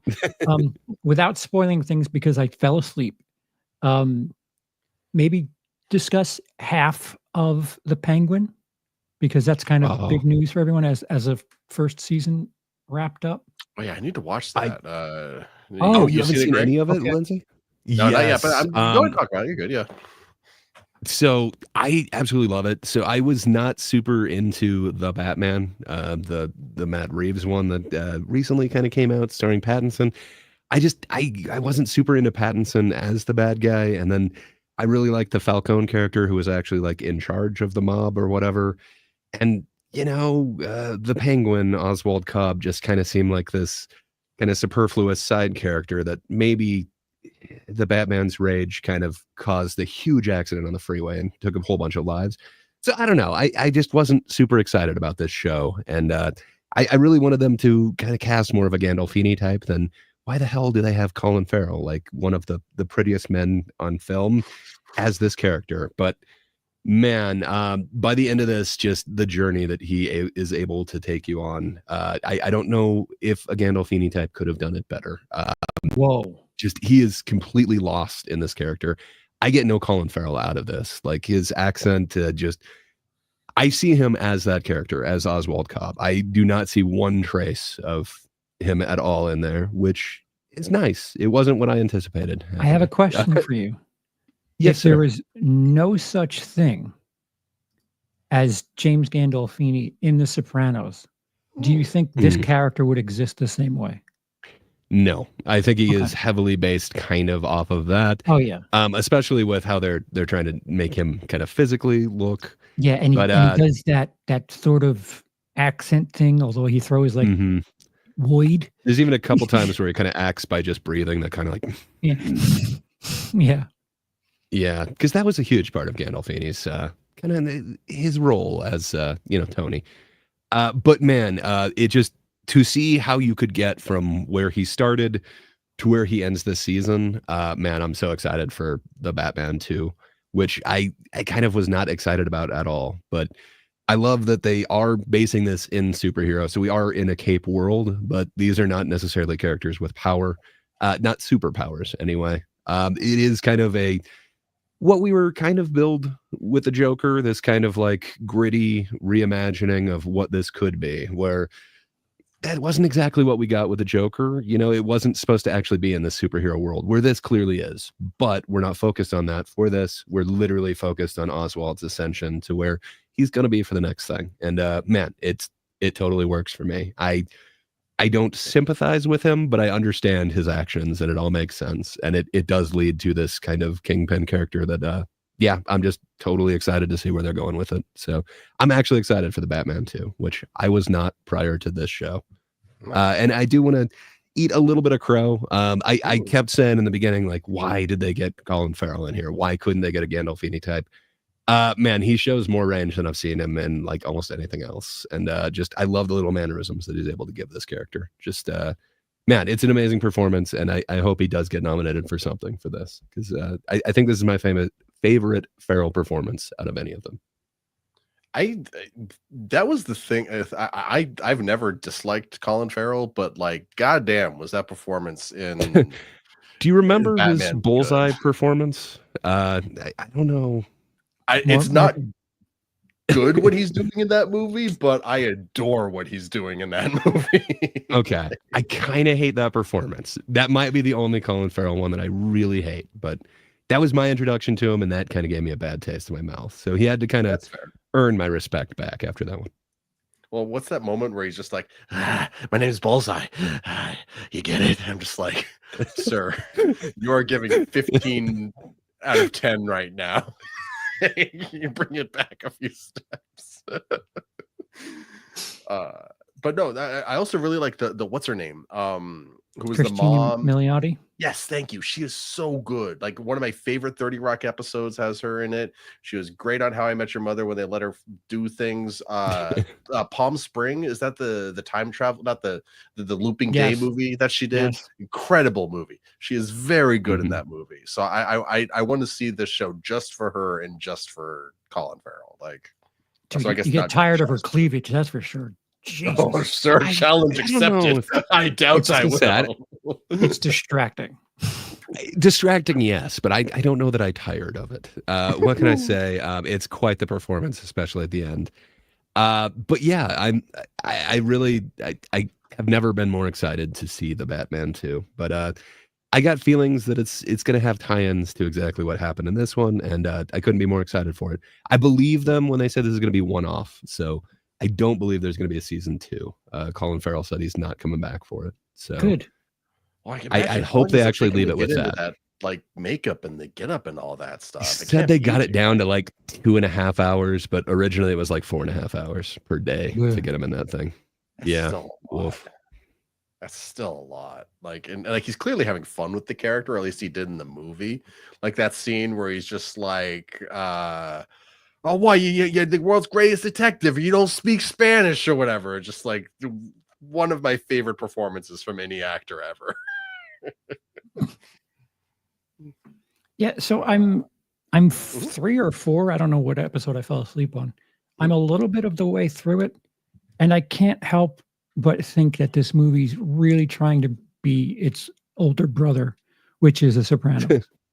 Like, there are so many Sopranos beats to it where it's like, wow. Yes. It goes in a slightly different direction. If you're only 3 or 4, I don't think you got the flashback episode yet. It goes in kind of different directions, but yes, and it improves in a way from that place. It doesn't just stick with the Sopranos thing. It kind of goes its own direction. Interesting. Okay. All right, well, I'll wait for you to I mean, I haven't finished it either, but I'm curious. I'm curious to where it goes, but I don't know. So far, I feel like there aren't any protagonists. I mean, there aren't characters that you can root for. I mean, I guess maybe the kid, I mean, even though he was Yeah. a thief in the beginning.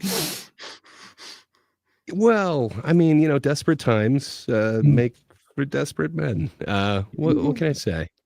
This is post the incident from the Batman where the levee broke or whatever. That's the other thing. Like, I don't know what it is about that Batman movie, but it just does not stick in my memory, like, at all. It's so very Yeah. dark. It doesn't need to be as long as it is. I like it a lot. I think I might be the person who likes it the most based off what you guys have said, but it I haven't watched it a second time just because of how long it is. It's a commitment. Yeah, I don't need 7 in my Batman universe. Thank you. I got Series 7 / Zodiac vibes from a Yeah. lot of it. I kind of liked it. What I really hated was Selena Kyle's costume. That's not my Catwoman. You Yeah, can't just give her a ski mask with the weird. Yeah. But I didn't hate it. I probably should give it a second watch. I watched it once in theater and was kind of like, meh. I just remember a lot of slow Nirvana, but Slow vomit. Something's in the way. Yeah. yeah.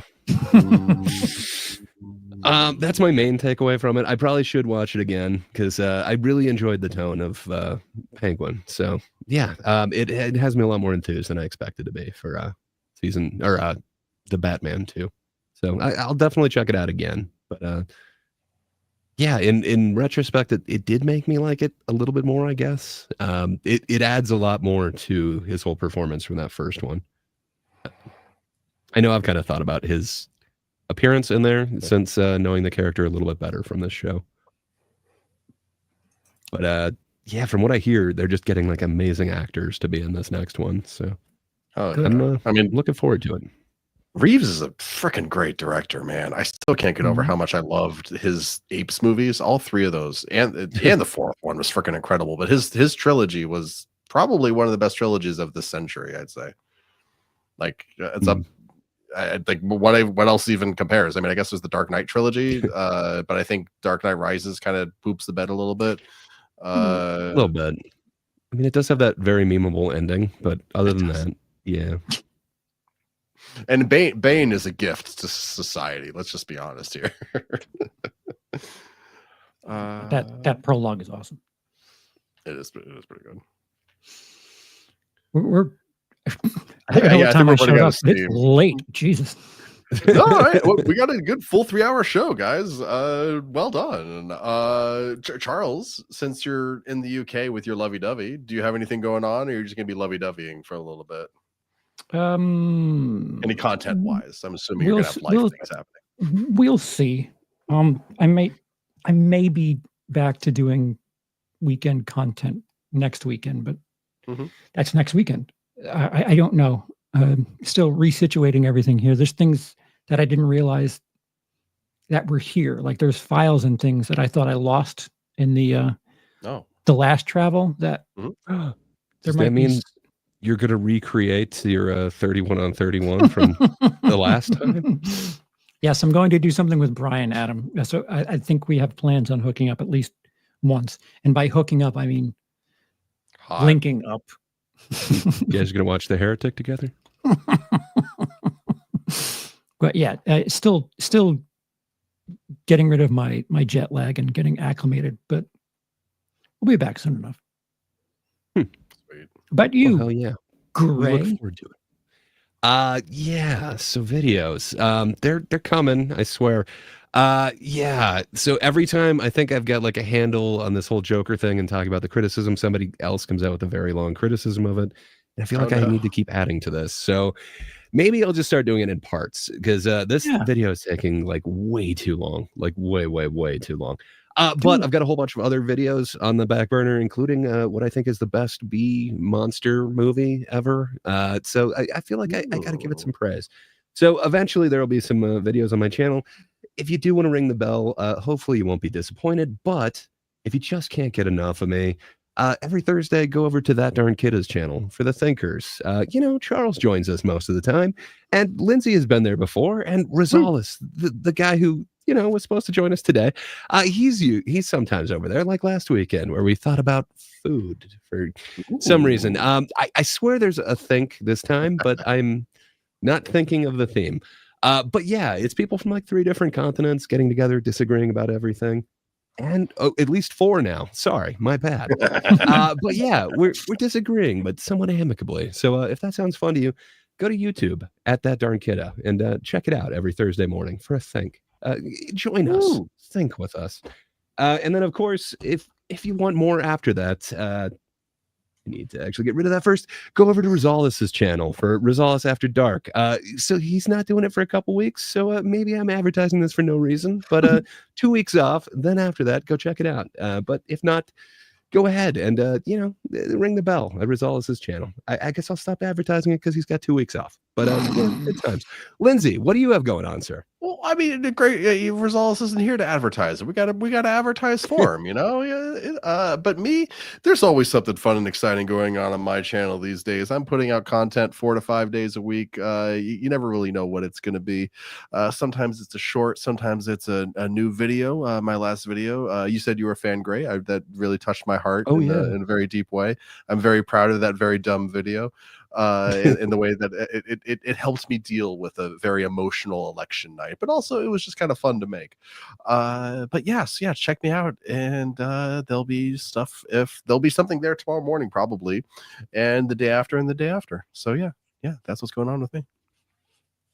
Hell yeah. Woo. Also, I do have I guess I mentioned it briefly, a new obsession, a TV show about The Rock called Young Rock. That when I finish the series, I'm probably going to do a video on. So look forward to that. So That's how I justify watching terrible TV shows. So like Young Sheldon meets Everybody Hates Chris or something like that. Like the way to describe Young Rock is the framing device is it's 2032 and The Rock is running for president. And he is recounting various stories of his life that are supposed to communicate why he would be a good president. And they're told in 3 different eras when he's like 9, 15, and 21. And does he lose the 2028 election? Why there's no 2028, I have no idea. But the entire framing device is insane, and it just comes across like an ego trip, like he's just trying to just like feel out the waters of whether or not he should run for presidency. And the show completely wastes Randall Park, which is the 8th deadly sin in my opinion. So look forward to that, my friends. You don't look like you agree with me on the Randall Park thing. Are you not a Randall Park? No, I mean, oh, Randall Park is so great. That's what I'm saying. He's a gift to us. He could announce his run tomorrow, and he'll have 25% of the vote with no sort of anything. So that is the thing. Leading up to the 2020 election, there were like some like joke polls and I guess real ones maybe about people like, would you vote for The Rock in the election? And apparently like he would win a lot of those. Oprah was another one. And so I think like that's what fed into like get this show going. It's like it stroked his ego in the way that it's like, oh yeah, people want me as president. I'll make a TV show about me being president and something. I want politics to not be celebrities anymore. Can we? Yes. Yes. No, I'm sorry. No. Fair enough. Well, I get what I want. It's my pursuit of happiness is to have boredom in politics again. Yeah, right. I What mean, is God, a I would kill politician, for what a that. celebrity.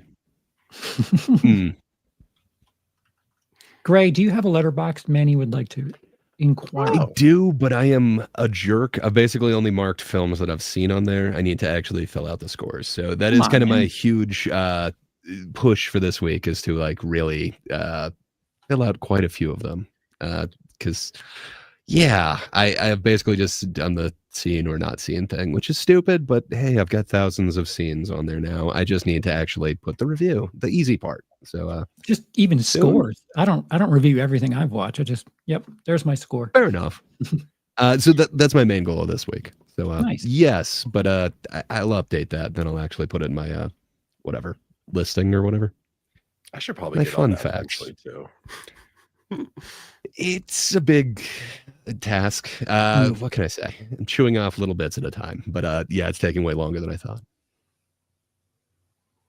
But everyone knows that Charles has one. Go over and check out his Letterboxd. Yes, indeed. Same name. Just this one. I guess that means I have to go support you guys now.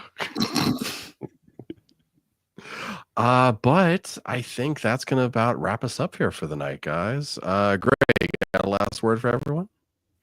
Slow wave?